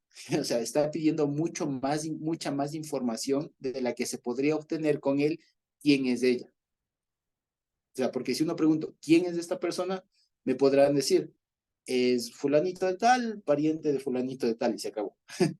Pero cuando vos pregunta de quién es ella, lo que está preguntando entre líneas es dame toda la información que sepas de esta persona. ¿Ya? O sea, lo que está haciendo y lo que demuestra de nuevo es que vos es una persona sumamente organizada y le gusta que le den las cosas, digamos, como, o sea, completas. ¿Ya? Completas. Entonces él no pregunta una pregunta mal hecha, digamos así. No pregunta, ¿y esta? Esa no pregunta así. Ella pregunta, dame, lo que estaría diciendo es, dame toda la información sobre esta persona que le identifico. ¿Ya? Y el criado le responde, ella es Ruth, la moabita, que vino con Noemí y está aquí en estas circunstancias. Entonces, fíjense, es una respuesta completa. Y de hecho, de esto nomás, fíjense ustedes, o sea, aquí haciendo un gran paréntesis, no sé si ustedes han leído este folletito que se difunde mucho, el famoso mensaje a García. Ya, si es que alguien quisiera resumir el mensaje a García, está en esto. Ya, si es que alguien quisiera resumir el famoso mensaje a García, está en este diálogo que tiene el voz con el criado. ¿Ya? No fue un tema de quién es ella. Ah, es Ruth. ¿Quién más? La moabita. ¿De quién es? Le da toda la información. ¿Ya? Y esto, fíjense, se logra, esta dinámica de que el jefe, digamos, de la directriz o haga una pregunta y el otro responda con toda la información que se necesita, se logra cuando hay un buen ambiente, cuando hay una buena formación, cuando hay las condiciones necesarias para. Quiero decir, básicamente eso. Ahora, volviendo al asunto, sí, antes, Nati. Mónica. Me hizo recordar como dicen en Tulcán, hijito de quién es. Entonces la gente pregunta, a veces los antiguos preguntan, ¿y Ajá. hijito de quién es usted? Entonces ahí uno le dice hijito del señor Francisco Noguera, que fue hijo del señor Manuel Noguera, que hizo esto, el otro. Entonces ya saben ellos las historias. Claro, exactamente. Muy bien, porque con eso obtienen toda la información que la persona necesita. Ujú. Ese es el asunto. Entonces, cuando vos preguntas de quién es, lo que le está diciendo entre líneas es dame todo el currículum de esta persona, porque en palabras actuales. ¿Ya? Entonces, para que veamos incluso que, ya les digo, de vos se aprende mucho el tema de cómo dirigir incluso, porque llega el Igor Hay, no llega alguien que recién se compró la tierra y está viendo cómo le va. No, es alguien que ya sabe el tejimaneje de todo. Y cuando identifica a alguien que no conoce, le dice, dame toda la información que conozcas que tengas de esta persona. Y la respuesta del otro es completa. Y le da toda la información que vos necesita para después responderle a Ruth. Fíjense ustedes. ¿Ya? Muchas gracias, Natita. Y dice, fíjense, en el 8. Dice en el 8. Entonces vos dijo a Ruth. Y fíjense aquí cómo habla. En español aquí lastimosamente se pierde mucho la forma en cómo habla vos. Aquí no sé por qué le ponen en sentido afirmativo, porque ponen, ¿no? Oye, hija mía, no vayas a espigar otro campo, pero en realidad no le dice así. Si de pronto podemos ver en otra versión, en otras versiones podrán darse cuenta que es así. En realidad le está haciendo una pregunta retórica, es decir, una pregunta que no tiene respuesta, que se responde sola, que es lo siguiente, le diría así, ¿no has escuchado, hija mía? Así le dice. O sea, no le dice, oye, escucha, hija mía. Le dice, ¿no has escuchado, hija mía? ¿Ya? Que vayas a espigar, que no vayas a espigar otro campo, ni pases de aquí. Aquí estarás pegada a mis criadas. Fíjense ustedes, ¿ya? Entonces es una forma diferente de hablar de vos. No le dice como aquí, escucha, hazme caso. No, les dice una manera como el que tiene las riendas de la situación. ¿Acaso no te he dicho ya? O sea, ¿acaso no has escuchado? ¿No oíste ya que no te vayas de acá, que te pegues a una de mis criadas, mis criadas? Entonces, fíjense, es una forma diferente de cómo él habla. ¿ya? Es una forma muy simpática de cómo él habla. Y le dice, y en el 9 también le dice, mira bien el campo. Y simplemente dice, tus ojos estén en el campo. Así le dice, con tus ojos en el campo. O sea, le está dando una orden, no le está diciendo, qué bueno que has venido, te convendría que no te vayas. No, le está dando una orden, ¿ya? Está hablando en tono de directriz, está dando una orden, imperativo, sí, está dando una orden. ¿Acaso no has escuchado, hija mía? Imagínense al vos llegar ahí y ver una persona así, ¿ya? Como de esos, digamos, de pronto se acordarán algunos, ¿no? Estos terratenientes antiguos, ¿no? Que decían, ya, hagan, caminen. Tal de pronto ahorita María nos podría contar al respecto, ¿no? Y tal. Pues más o menos vos es así, o sea, pero justo. O sea, no de esos maltratadores, de explotadores, pero es alguien justo. ¿Acaso no te he dicho ya que vayas a trabajar? Anda, trabaja, quédate, pégate aquí, tus ojos en el campo. Fíjense, es una forma diferente de hablar. Dice, tus ojos en el campo que ellos cieguen y camina detrás. ¿No he mandado a los criados que no te molesten? Así le dice. Entonces no dice, porque yo he mandado. No. Él le pregunta, ¿no he mandado yo a los criados que no te molesten, que no te fastidien, que no te interrumpan? Y cuando tengas sed, ve a las vasijas y bebe del agua que sacan los criados. Ya. Entonces, fíjense, es una forma imponente, si se quiere, que tiene voz de hablar. ¿Ya? No le está diciendo, hija mía, qué bueno que has venido. Cuando tengas sed, tomarás agüita. No, es una forma un poco fuerte, si se quiere, pero por otro lado linda. ¿Es que acaso no has escuchado? ¿No mandé yo ya? ¿Ya? Que es precisamente este tono, digamos, de diálogo que a veces incluso Dios mismo en otros escenarios, en otros eventos, ha dicho, como lo que le dicen a Josué en el famoso Josué 1:9, en nuestras traducciones diciendo, mira que te mando. Ahí no dice así, mira que te mando. Tengo una pregunta igual retórica. ¿Acaso no te he mandado ya? Que te esfuerces y seas valiente. ¿Ya? Lo mismo se dice aquí. ¿Acaso no has escuchado ya, hija mía, que vayas, te pegues tus ojos en el campo? ¿Acaso no mandé ya a los trabajadores que no te molesten? Y si tienes sed, ahí hay agua. Entonces, fíjense, es una forma diferente. ¿Ya? Pero ya les digo, especialmente a mí me llama mucho la atención de manera positiva por la forma como este hombre maneja la situación. Entonces, fíjense, hay un problema, si podemos hacer así, es muy práctico el hombre. O sea, se nota que este voz ya tenía, o sea, era ducho en el asunto. Porque cualquiera de nosotros, por ejemplo, en ese sentido, pobrecita, ¿quién es usted? ¿Cómo ha venido aquí? Sí, no se preocupe, ya vamos a que Dios le bendiga. O sea, me explico de una forma así. En cambio, el hombre, ¿qué necesita? Está bien, tiene sed, le paso un poco, por favor, pásele agüita. Alguna cosa así, ¿no?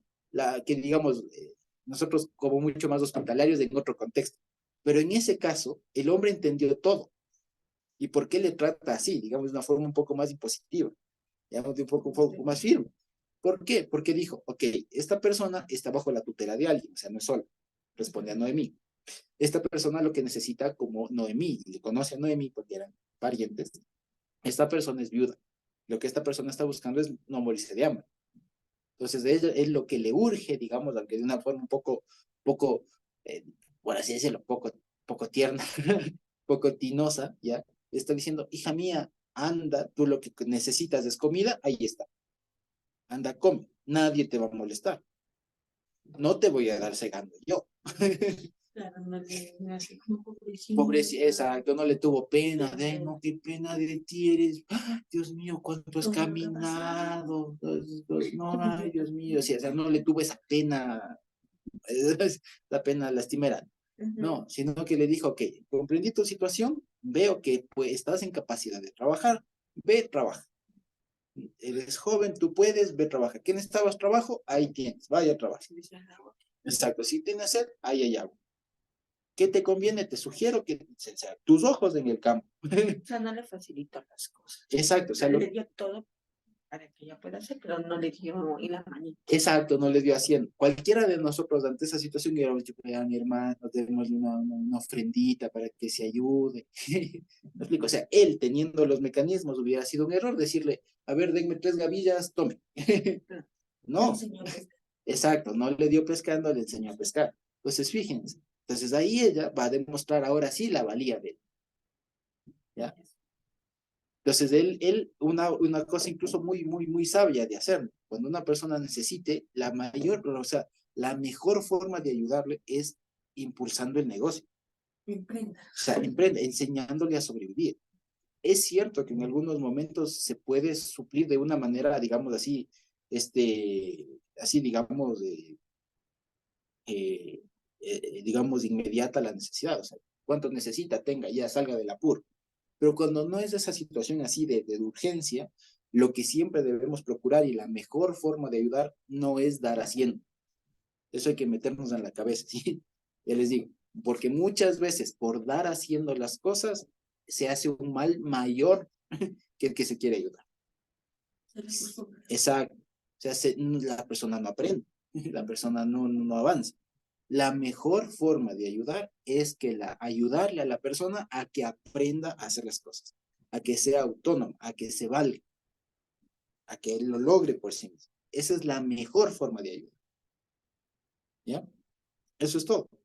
Entonces, por eso aquí vos toma esa actitud, digamos un poco, podríamos decirle hasta tosca. ¿Ya? Que venga, no te he dicho ya que... Firme. Claro, o sea, firme. Y yo les digo, imagínense un terrateniente de esa época, que llegaría a vos y todo lo demás, ¿no? Y tal, con un rato justo y todo, pero que le diga, ¿no has escuchado, hija? Imagínense, ¿no has escuchado, hija mía? No vayas a otro campo, si quieres, ni pases de aquí. Aquí te pegas junto a mis criadas, tus ojos en el campo que ellos cieguen, y caminarás detrás de ellos. ¿No he mandado a los criados que no te molesten? Si tienes sed, anda a las vasijas y toma agua de las que sacan los criados. Y se fue. Exacto. Entonces, una vez más, lo que se aprende de aquí es algo. Cuando tengamos la oportunidad de ayudar a alguien, hagamos la de vos. O sea, inteligenciémonos, como se suele decir, o sea, hagamos el trabajo completo de ver qué es lo que necesitan. Entonces, si lo que necesitan es impulso en el emprendimiento, en el trabajo, en lo que sea, la cuestión es que hay que ayudarle así. O sea, que salga el negocio. Siempre les he comentado, por ejemplo, con o sea, una forma de ver este milagro de la multiplicación del aceite y todo lo demás que tuvo el profeta Eliseo, si no estoy mal, con la viuda que tenía su jarrita de aceite y todo lo demás, y le dijo, anda, pide un montón de vasijas que te presten. ¿Ya? ¿Qué es lo que le dijo? O sea, la situación era crítica, claro, pero la pregunta de lo que partió el profeta Elías o Eliseo creo que fue, o Elías, es, ¿qué tienes? Dijo, tengo un poquito de aceite, suficiente, anda, pide un montón. Y lo que, digamos así, hablando de manera material, lo que hizo fue impulsarle su negocio, su emprendimiento de venta de aceite. Que hubiera sido, que fue mucho mejor que decirle, ay, pobrecita, sí, voy a orar para que tenga un pancito, tenga, ayúdese. Hay casos en los que sí toca, digamos, apoyar a la gente así, pero es mucho mejor cuando a las personas, a los hermanos, en especial a los hermanos que en algún momento de necesidad, se les puede apoyar en su negocio, en lo que saben hacer. ¿Me explico? Y eso estamos llamados todos, ¿sí? Entonces, por eso es que a veces, y eso les he contado siempre como testimonio, con mi amada esposa, cuando nos casamos, todavía estaba haciendo su tesis. Estaba haciendo su tesis y ella me decía, pero ayúdame, ayúdame. Y yo ahí entendí que el ayúdame a veces era dame haciendo, ¿no? En algunas cosas, en las cosas de redacción y algunas cosas, no todo, porque evidentemente no entendía un poco de su tema, pero algunas cosas de redacción decía, ayúdame, y era como que mejor siéntate tú mismo y haz.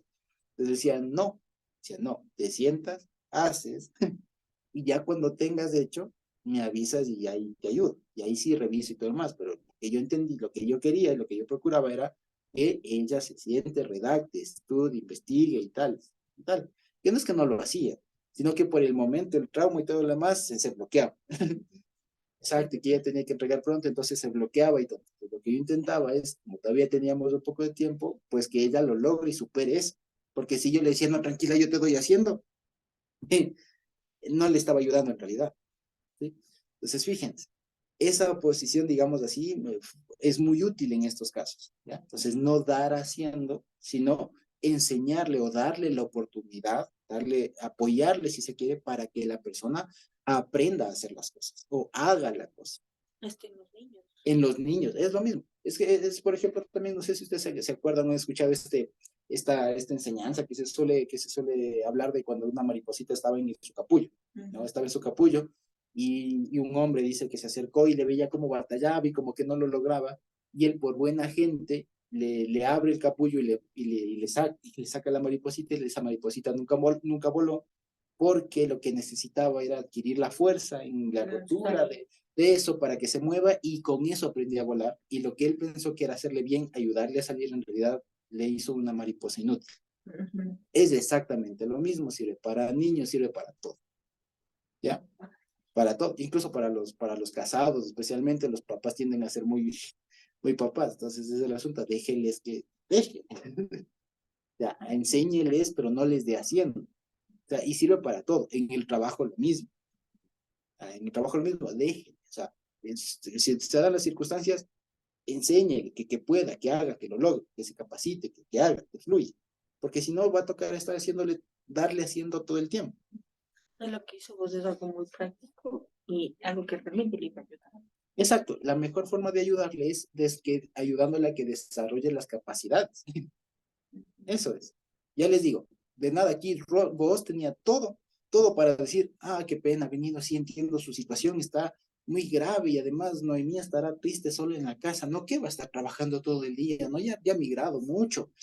Por favor, denle unas cuantas gavillas, por favor, y acompáñenle y déjenle ahí. No se solucionaba el asunto. El asunto aquí era, ok, quiere trabajar, está aquí parado, de acuerdo, siga. Nadie le estorbe, coja más. Trabaje. Entonces, fíjense, es una forma muy bonita y bíblica y madura, inteligente de ayudar a la persona. ¿Sí? ¿Qué más dice?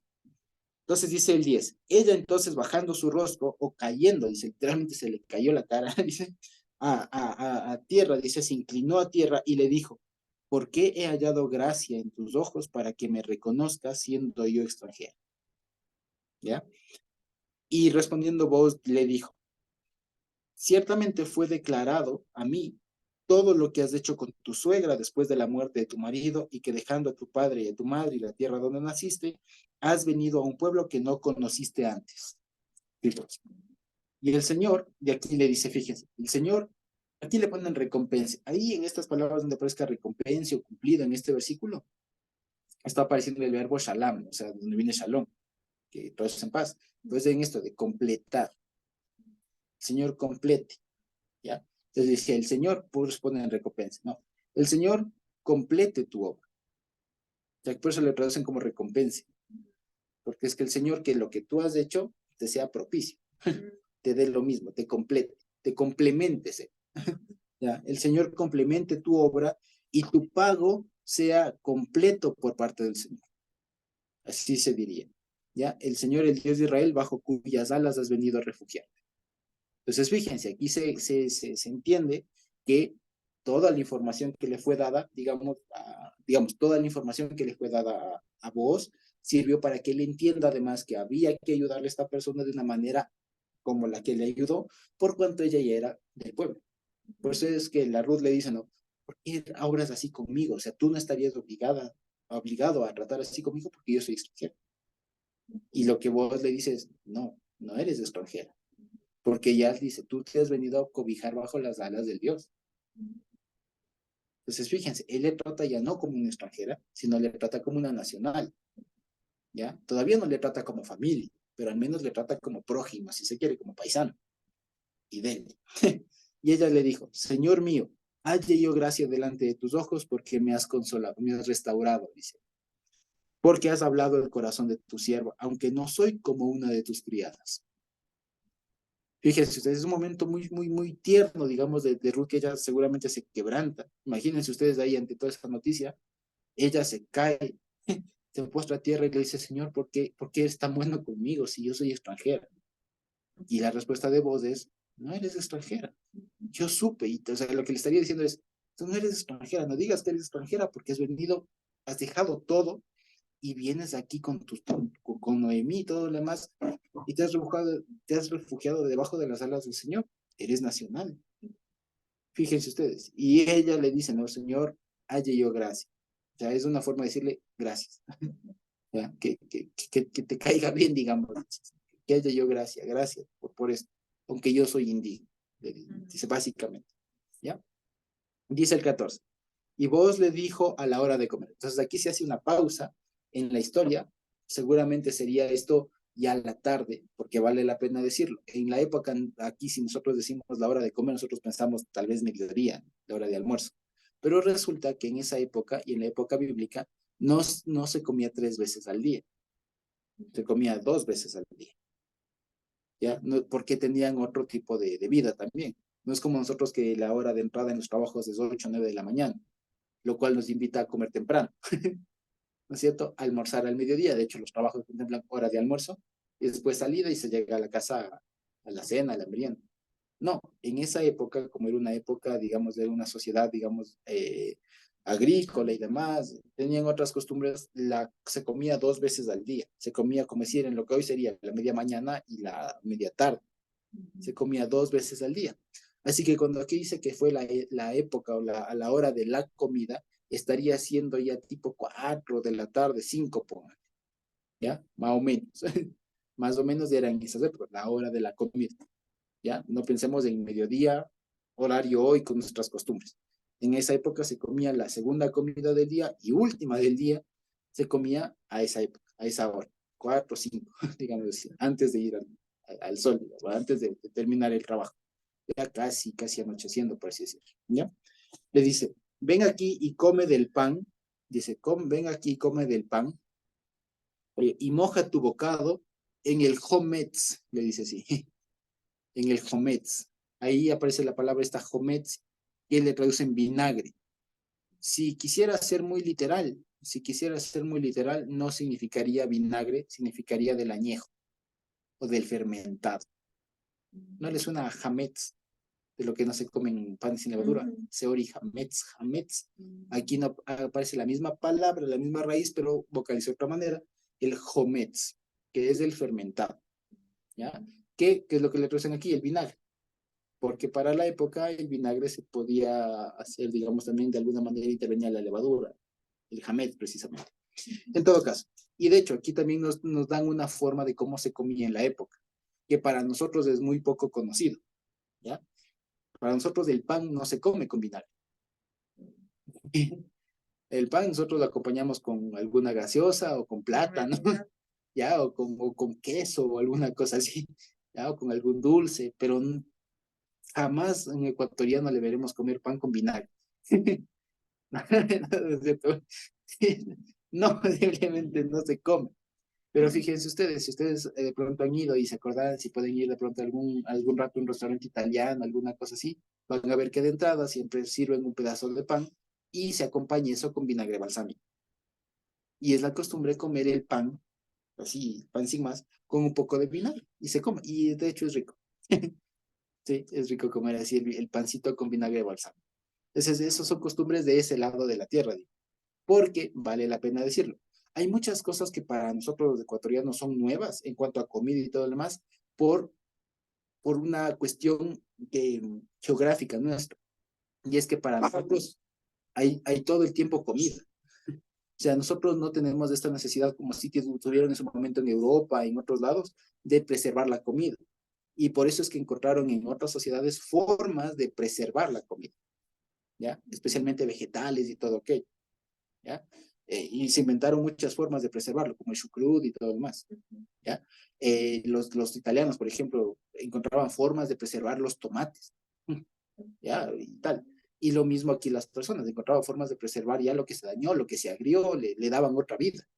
En cambio, acá en el Ecuador no, porque no tenemos esa cultura de comer algo fermentado, porque es que acá todo es fresco y hay todo el tiempo. Digamos, eso que es una fortaleza, que es algo lindo, digamos, por otro lado, nos privó de algún lado de tener esta costumbre del recuperar lo que se dañó y todo lo demás. De pronto, algún lado, sí, en algunos temas por sequías, por alguna cosa, sí les tocó aprovechar ya lo que estaba dañado y de ahí salen comidas como el repe y cosas por el estilo. Ya, pero lo que quiero decir es que aquí justamente se está viendo un poco de este día a día. Ya, que les dice aquí a Ruth, ven y moja tu pan en el vinagre. ¿Ya? Entonces, fíjense, o sea, les está haciendo partícipe además de la comida que estarían comiendo todos ellos. ¿ya? Fíjense, y le dice, no, y ella se sentó junto a los segadores y él le dio del potaje de la comida y comió hasta que se sació y le sobró, ¿ya? Y dice, luego se levantó para espigar. Y Booz mandó a sus criados diciendo que recoja también espigas de entre las gavillas y no la avergoncéis, o sea, no la moleste, no le estorbe. Y dejarán también caer, ciertamente dejarán caer para ella algo de los manojos y lo dejarán para que lo recoja y no la reprenda. Espigó pues en el campo hasta la noche y desgranó lo que había recogido y fue como un efa de cebada. ¿Ya? Ahora, sobre esto de efa de cebada hay muchas, digamos, discusiones de cuánto mismo haya sido por las diferentes, digamos, formas de interpretarlo. Ya, el efa, digamos, hay normalmente un acuerdo, digamos, que es como, si no estoy mal, como 40 libras, alguna cosa así, pero algunos precisamente sugieren que de pronto para la época pudo haber habido otra medida o que de pronto el tema de que aquí se diga un EFA no haya sido exactamente un EFA pesado, sino que lo que está intentando decir es que recogió mucho, ¿ya? Algunos intentan hacer una equiparación, digamos, y lo que habría recogido esa época, ese día, hasta la noche, sería algo como de 24 libras de trigo y cebada, que ya es un montón, ¿ya? Y algunos, por ejemplo, algunos comentaristas judíos, de esta que aquí se cargó, de que va llevando ella, ¿no? Un efa, lo que terminan diciendo es que, o terminan corrigiendo, es que Rude era muy fuerte, ya que Rude era extremadamente fuerte, que llevó su efa de cosas hasta la casa y todo lo demás. Y ahí es donde entra un poco el tema, porque en realidad es bastante como para que exacto, 22 kilos de cebada. Son 22 kilos que son como 42, 40 y tantos libras, ¿ya? Entonces es medio quintal, es medio quintal, es medio quintal. Ahora imagínense, para la época y todo lo demás, es bastante pesado para una mujer, ¿ya? Aunque fuerte y todo lo demás, llevar un medio quintal desde donde serían los campos hasta la ciudad, porque dicho sea de paso, los campos quedaban sí a las afueras de la ciudad, pero hasta las afueras de la ciudad, ¿ya? Y de ahí que hayas llevado eso al hombro o cargando de alguna manera hasta la ciudad y todo lo demás, se demuestra que si fueran 40 y ¿cuánto era? 22 kilos que serían como 40 y tanto, casi 50 libras, o sea, medio costal, significaría, y de ahí por eso les decía que muchos judíos interpretan que era una mujer extremadamente fuerte, ¿ya? Seguramente fue menos, creo yo, tal vez fue menos, pero digamos, pero igual es, o sea, lo que se quiere notar es que cosechó una gran cantidad, o sea, y más de lo que pudo cualquier persona en esas circunstancias haber cosechado, ¿ya? Y como bien lo anticipaba nuestra hermana Natita, esto que está pasando aquí es una buena forma de ver cómo se ejecuta un mandamiento cuando está guiado por el Señor. Y de incluso cómo es que un mandamiento es apenas una guía y nos devuelve esto a lo que decíamos ayer y hemos estado hablando estos días respecto de cómo entender los mandamientos. Porque si somos técnicos y si somos textuales, ¿ya? Y vamos allá, pues de pronto Natita, ¿puedes recordarme dónde está el versículo en específico? Levítico 20, 19, ¿puede ser por ahí? En el 9, No, Levítico ahí está. 29. ¿Cómo está? Josuecito, dice ¿Cómo dice? así: cuando ciegues la mies de tu tierra, no segarás hasta el último rincón de ella, ni espigarás tu tierra segada, y no buscarás tu viña, ni recogerás el fruto caído de tu viña. Para el pobre y el extranjero lo dejarás, yo el Señor tu Dios. Muchas gracias, Natita. Entonces, fíjense, el mandamiento es corto, porque dice, cuando estés segando, si algo se te cae, dejas. Y si es que estás segando y te olvidaste de alguno, de alguna plantita, no regresas. ¿Ya? Ahora, fíjense ustedes lo que hace vos. ¿Qué hace vos? Lo que dice es, permítanle que recoja incluso de lo que ya está recogido. Y si es que se les cae, dejen, o sea, voten a propósito más. Y no le digan que no. Ahora, si somos textuales con el mandamiento de Levítico 29, ¿qué diríamos? ¿Cumplió o no Está cumplió? dando amparo a una viuda. Exacto. Y a Claro, una lo que extranjera. exacto, de una extranjera, todo más. Pero También. independientemente de a quién, El mandamiento es no regreses, no recojas. ¿Me explico? Es del mandamiento. ¿Ya? El mandamiento es ese. No recojas, no regreses. Para el pobre, el extranjero, la vida de la demás. ¿Ya? O sea, ahorita el problema no es para qué.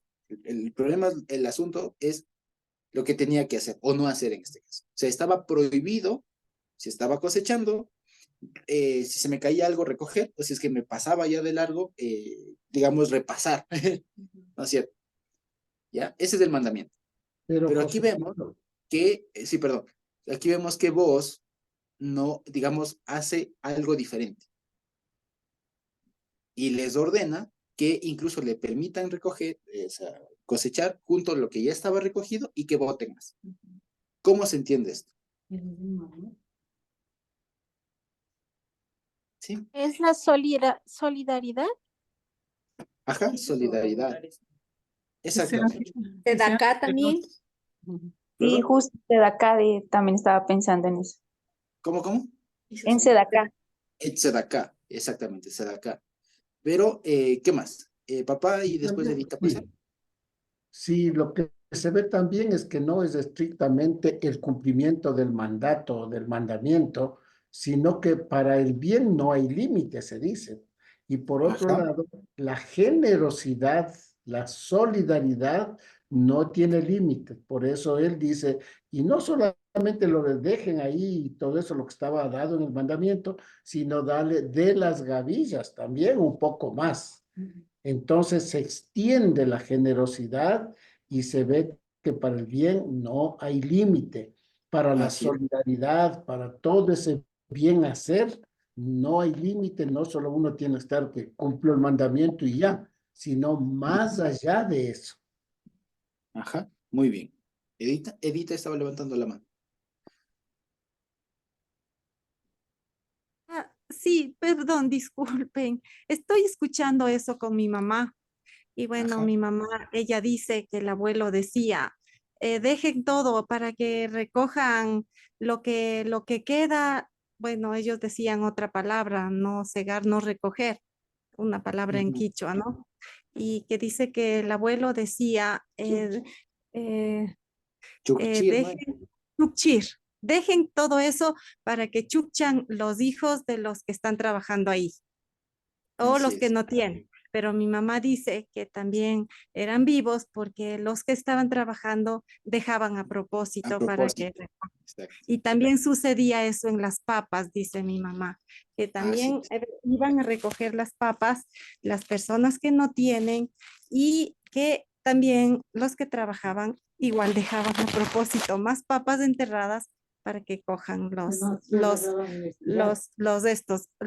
personas que recogían, o si no, los Así que iban recogiendo también iban y les tiraban las papas para que completaran su ración, dice mi es. mamá. Ujú, Yo recuerdo también cuando era niña, todavía viví esto, porque cuando por mi casa hacían lo de la cebada, ujú. ya no hay ahora mucho que cultiven cebada, ni trigo, yo no recuerdo del trigo, mi mamá se acuerda. Justo estamos aquí las dositas con mi mamá escuchando esto, pero yo recuerdo de la cebada que dejaban y recogían manojos de cebada y metían en sus sacos y llevaban la cebada. Yo recuerdo de esto levemente cuando yo era niña, no sé, tenía unos 5 o 6 años. Ha sido una plática bien bonita esta con mi mamá, que también está volviendo a vivir eso. Solo quería comentar eso. Sí, gracias. Y es que exactamente, fíjense que incluso eso precisamente denota una cosa, ¿ya? Y es que detrás de todo este proceso de siembra, cosecha, lo que está es, porque es una cosa, cualquier persona que cosecha, que siembra, está consciente de alguna manera que lo que está sembrando es demasiado para sí. O sea, le va a sobrar, digamos, si es que uno tiene un terrenito considerable, ¿cierto? O sea, le va a sobrar para sí. O sea, no va a alcanzar a consumirlo todo él. Y eso despierta Claro, aún claro, en la porque sociedad más. recuerdo también daba raciones a las personas que venían a Exacto, ayudar, daba sus raciones diarias. Me acuerdo unas tazas de almuerzo que daba cuando era el maíz, Cuando era la cebada no recuerdo mucho, algo me acuerdo. También ayudaban en una era a trillar con los caballos la cebada y daban sus porciones, a más del pago a las personas que ayudaban. Y además lo que quedaba recogían los hijos de ellos y hasta los que no trabajaban ahí iban a recoger lo que quedaba. Y recuerdo, granito de dioses, así decían. Claro, así es. Ujú. Entonces, fíjense, ¿no? Y fíjense qué bonito tener digamos, testimonios de algo que parecería lejísimo, ¿no? De la Ujú. Biblia, de Ruth, ¿no? Y algo y de hecho, digamos, aún en algunas comunidades indígenas de aquí del Ecuador todavía pasa. Y quién quita, ¿no? Que algún rato Dios nos permita hacer algo así, ¿no? ¿Quién quita que Dios nos permita hacer algo así? Con sabiduría, quiero decir, porque es cierto lo que decía Edita, también a veces la gente abusa, ¿no es cierto? Y Exacto. encuentra una forma de cómo beneficiarse de la buena voluntad. Entonces, la cuestión es eso. O sea, lo que aquí se ve, una vez más volvemos a lo de vos, ¿no? Que seguramente él tenía control de todo y tampoco se perjudicaba, quiero decir. Ni perjudicaba ni se perjudicaba, y pues todo justo. Y lo que les preguntaba, gracias Edita por el testimonio, era esto, ¿no? Era esto. Fíjense ustedes, el mandamiento se queda corto ante la actitud de vos. Y lo que decían, lo que preguntábamos era por qué, ¿no? Y cómo se explica esto. Y hay el concepto que, que se suele usar al respecto, ¿no? Y es este de tzedakah, ¿no? De hacer algo extra, que algunos lo conocen como justicia, pero es como esta justicia extra, este granito, esta milla adicional que se hace ya de una manera desinteresada. Pero el asunto es que en realidad creo que más allá de eso no tiene que ver tanto con tzedakah entendido así. ¿Saben por qué? Porque creo que todo depende de ver el objetivo del mandamiento. O sea, porque tzedakah está muy ligado a algo a lo que no estoy obligado a hacer. ¿Me explico? Algo a lo que no estoy obligado a hacer. Pero aquí vos se vio obligado a hacer esto. Y la pregunta sería, ¿por qué? Y al parecer, fíjense ustedes, hay razones, hay motivos que seguramente vio vos para obrar de esta manera. Y lo que le permitió hacer, lo que le permitió finalmente actuar como actuó. Y es esto, fíjense, en términos generales, una persona pobre, digamos, alguna cosa así, tal vez con lo que logre recolectar sería suficiente, ¿ya? Para él, para una persona así, una familia, digamos, tal vez lo que alcanzaban a colectar, si es que iban solas y todo lo demás, o sea, era suficiente. Pero fíjense ustedes, ¿qué pasa en los casos en los que solo viene una persona por familia? Como en este caso. ¿Me explico? Sí nos damos cuenta.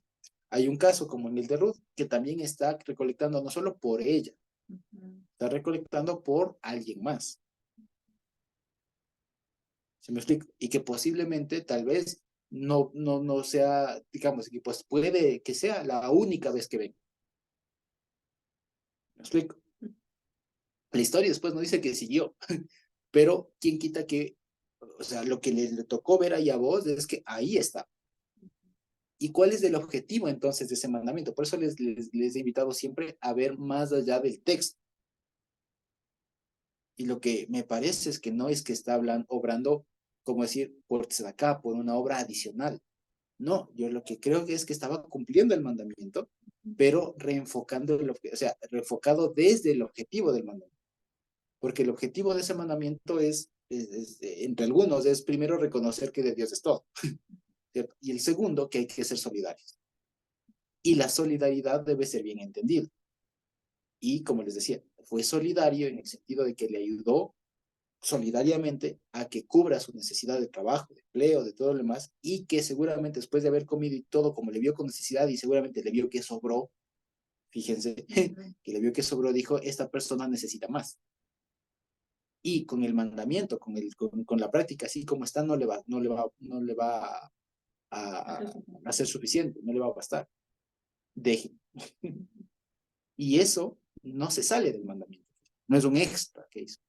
En realidad cumplió el mandamiento, pero no el mandamiento de no recogerás tal, sino cumplió el objetivo del mandamiento. ¿Sí me explico? Y eso es lo que pasa, digamos, eso es a lo que estamos llamados todos nosotros. A no pensar que estamos haciendo algo extra, si se quiere. En realidad estamos cumpliendo lo que debemos hacer. Estamos cumpliendo no solo el MISPAD, el procedimiento que está ahí. Estamos cumpliendo el HOC. Ya, no solo estamos cumpliendo el procedimiento, estamos cumpliendo la promesa, algo más grande. ¿Me explico? Y esa perspectiva tenía voz. Fíjense. Entonces, cuando lo hacemos, por eso les decía, comprender a veces la Sedaká como esa obra adicional es extraño.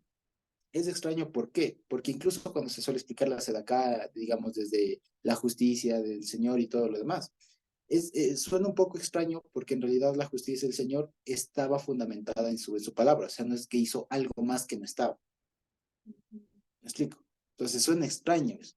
Entonces, lo que más bien parece, que más bien me pareció ver, es que el Señor está invitándonos siempre y él mismo nos da ejemplo de cómo es que operan los mandamientos del Señor, cómo siempre ha operado. Y que nos invita a ser, como veíamos ayer, inteligentes. O sea, a ser comprensibles. Comprensibles, a tener buena comprensión, buen entendimiento del entorno. Y si es que esta persona le veo que está comiendo y sobra, o sea, ya se llenó y sobra y, o sea, y guarda para demás, diré, ok, si sigue así no le va a alcanzar. Esta persona está llevando para algo más. Y ya sé que es 9,000. Y lo que tiene hasta ahorita posiblemente no le alcance. ¿Me explico? ¿Ya? El mandamiento dice, y, o sea, más allá del mandamiento está el HOC, está el principio, está la promesa, lo que me impulsa a no regresar, lo que me impulsa a no recoger de nuevo lo que se me cayó. Josuecito. Eso es, sí. Sí, Josuecito también. Y todo esto el Señor Jesús nos va a enseñar, va a ratificar todo esto y le dice, si tu enemigo tuviera hambre, dale de comer. Tiene sed, dale de beber. Si te dan en una mejilla, muéstrale la otra. Si te hacen cargar una milla, cárgale dos. Si te piden la túnica, dale todo. O sea, el Señor no se conforma con un cumplimiento estricto simplemente del mandamiento, sino va más allá. Exacto, exacto. Pero este ir más allá no es que va más allá del mandamiento, porque puede darse una idea, puede quedar la impresión de que el mandamiento es insuficiente. No, Y el no, mandamiento es suficiente, pero el Señor le enseña, porque a veces nosotros como humanos podemos decir, ya di esto, ya cumplí. O sea, se llega un momento que se hace por obligación. Y una cosa es hacer por obligación, otra cosa es hacer por convicción y con una generosidad abierta, con una espontaneidad, que es lo que Dios quiere que cada uno tengamos, y no simplemente un estricto cumplimiento del mandamiento, porque eso ya es obligatorio, ¿no? Y al Señor no le gusta que las cosas se hagan así por obligación, por esto, sino con esa espontaneidad, con esa generosidad, con esa reciprocidad a Dios de todo lo bueno que Él es con nosotros. sí, así es, efectivamente. Pero eso es lo que intentaba decir es justamente esto, que no es que parece que que vos fue más allá del mandamiento. Si queremos ser un poco más técnicos, más precisos, diríamos, claro, es que en esa situación lo que pasaba es que el procedimiento de Levítico 29 era insuficiente. Ese mandamiento se quedó corto, ese procedimiento. Pero lo que pasa es que hay que ser inteligentes. No porque el mandamiento me dice solamente haz esto, voy a decir, bueno, yo ya hice y qué pena, o sea, porque queda ante nuestra intuición, queda como un sinsabor, ¿no es cierto? Entonces la cuestión es que, claro, hay situaciones que el procedimiento es, como es lo que decía, los procedimientos del Señor, los mandamientos, esas cosas, son expresiones de algo más grande. Entonces, hay situaciones como la de Ruth, en las que los procedimientos con los que se cuentan no cubren esa situación. ¿Ya? No cubren. Entonces, esta era una situación no contemplada en el mandamiento. ¿Qué quiero decir? ¿Ya? ¿Sí me explico? Y lo que hizo vos es pensar de una manera inteligente, guiada por el Señor, diciendo el mandamiento, todo como decir, como que sí, o sea, reconstruyendo el posible razonamiento que he tenido vos, ¿no? El mandamiento del Señor nos invita a ser solidarios, porque del Señor es todo. Esto que yo tengo no es mío, es del Señor. El Señor me ha permitido que esto que esto produzca. Y si esta persona tiene necesidad y estoy en capacidad de hacerlo, ¿ya? El mandamiento está inspirado por esta norma suprema, por esta promesa de que el Señor cuida de su pueblo, etc. Por lo tanto, dejen. ¿Me explico? Entonces, para que no pensemos, porque les digo, se puede crear una falsa idea de que algunos mandamientos son insuficientes o quedan cortos. Y no es tan así.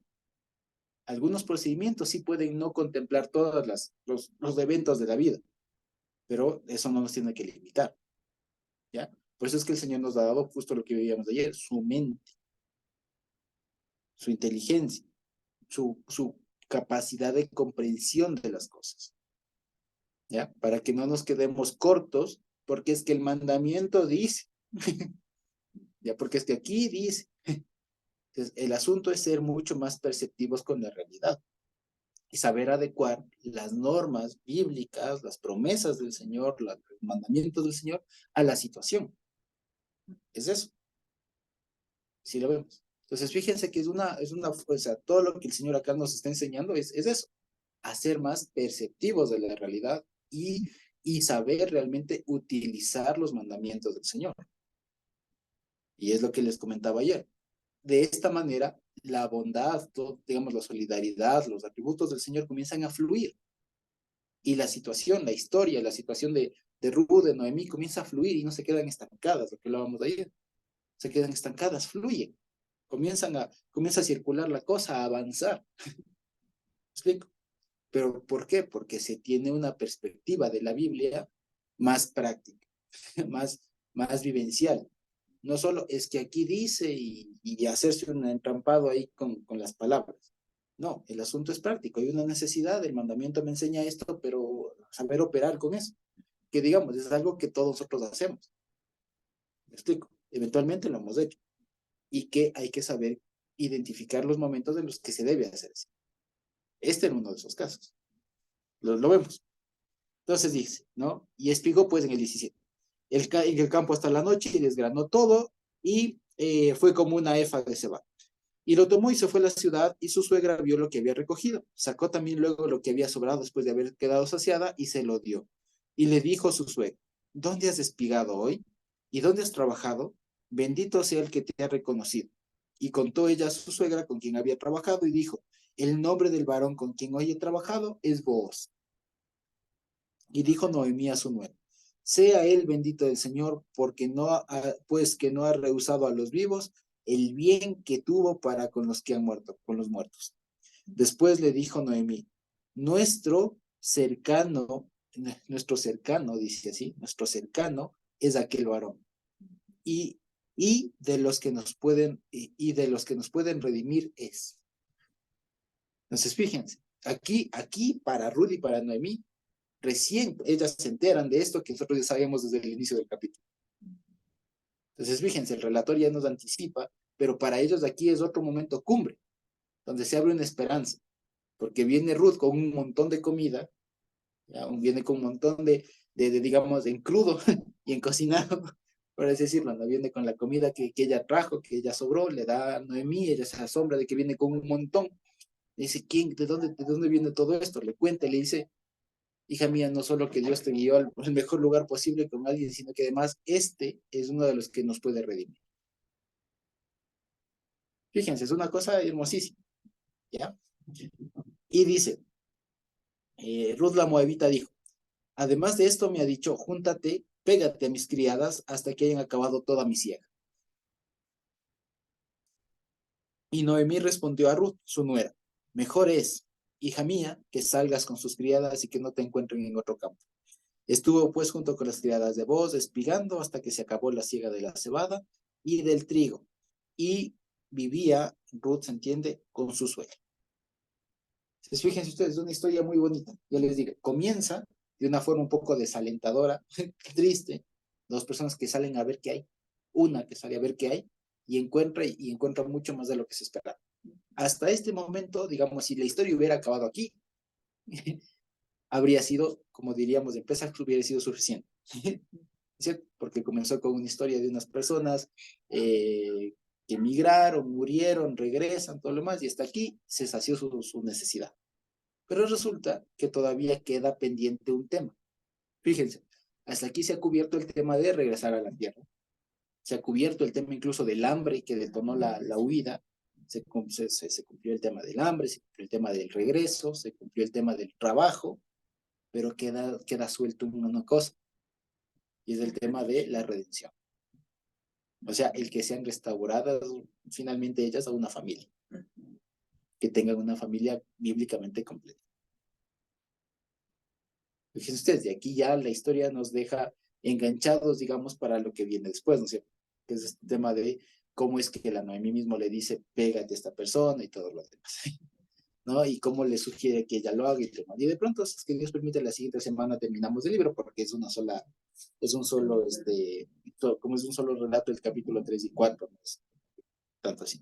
Entonces, podríamos de pronto ya terminarlo, si Dios permite, la siguiente semana. Y fíjense ustedes, pero lo que les quería decir es, esta historia, digamos, aquí es muy, muy bonita por cómo está el lenguaje, cómo está toda la historia está planteada, es hermosísima. Y va y pasa, como les decía, de un momento de desaliento, como de desesperanza, de salir a ver qué hay, a regresar todavía con la esperanza de que hay alguien que nos puede redimir. Fíjense ustedes, es hermosísima la historia, ¿sí? Ahora, de esto, como les decía, ya en la práctica podemos extraer un montón de enseñanzas.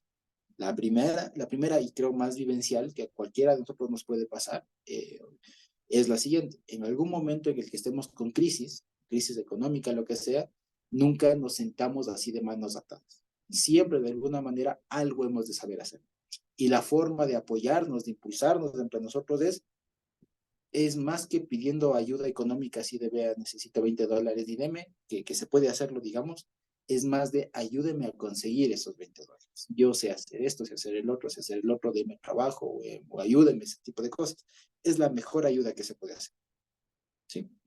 Impulsarles, y por eso siempre está la invitación de que entre nosotros al menos, si tenemos algún negocio, algún emprendimiento, alguna cosa así, nos apoyemos. Nos apoyemos, que apoyemos principalmente al hermano, ¿sí? Si tenemos algún negocito, alguna cosa así, apoyemos, que para eso estamos, ¿sí? Si necesitan de cualquier servicio, entre nosotros hay personas, sabemos, personas que hacemos sabemos de todo, ¿qué? Quiero decir, y es bueno que nos apoyemos entre los hermanos, ¿sí? Que nos prefiramos, digamos, ¿sí? De esa manera nos apoyamos, se junta el hombro y se va saliendo adelante, ¿sí?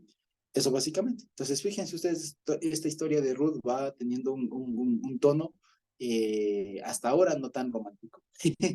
Ya lo romántico viene en adelante, pero hasta aquí viene un impulso, digamos, de seriedad que le aporta a vos, seriedad de como esa pieza que faltaba, digamos, en el relato, como incluso para poner un poco más de orden, si se quiere, ¿no? Porque hasta el momento era una historia de unas mujeres que con el favor de Dios, digamos, pero iban a donde podían. En medio de todo iban donde podían. O sea, regresaron a ver qué hay, salió a ver qué hay. Pero cuando aparece vos, se ponen las cosas en orden, tienen comida, las cosas se comienzan a engranar de otra manera. ¿Sí? Entonces, fíjense. Entonces, eso es el capítulo 2. Entonces, ¿qué les parece si nos quedamos acá? Y ya si Dios permite, y no viene Dios antes, y Dios mediante, podemos acabar ya la siguiente semana este libro de Ruth, que es bastante chiquito, y podemos terminar ya la siguiente semana el capítulo 3 y 4. ¿Sí? Y les recomendaría ahí que podamos irlo revisando para la siguiente semana aprovechar también. ¿Sí? Entonces, quizá tenemos alguna pregunta, algún comentario por ahí. Y si no, podemos ir terminando por ahora la grabación.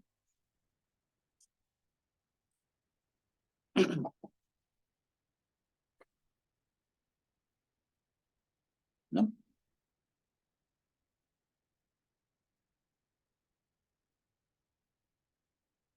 Ok, entonces creo que podemos terminar la grabación. Bendito Dios.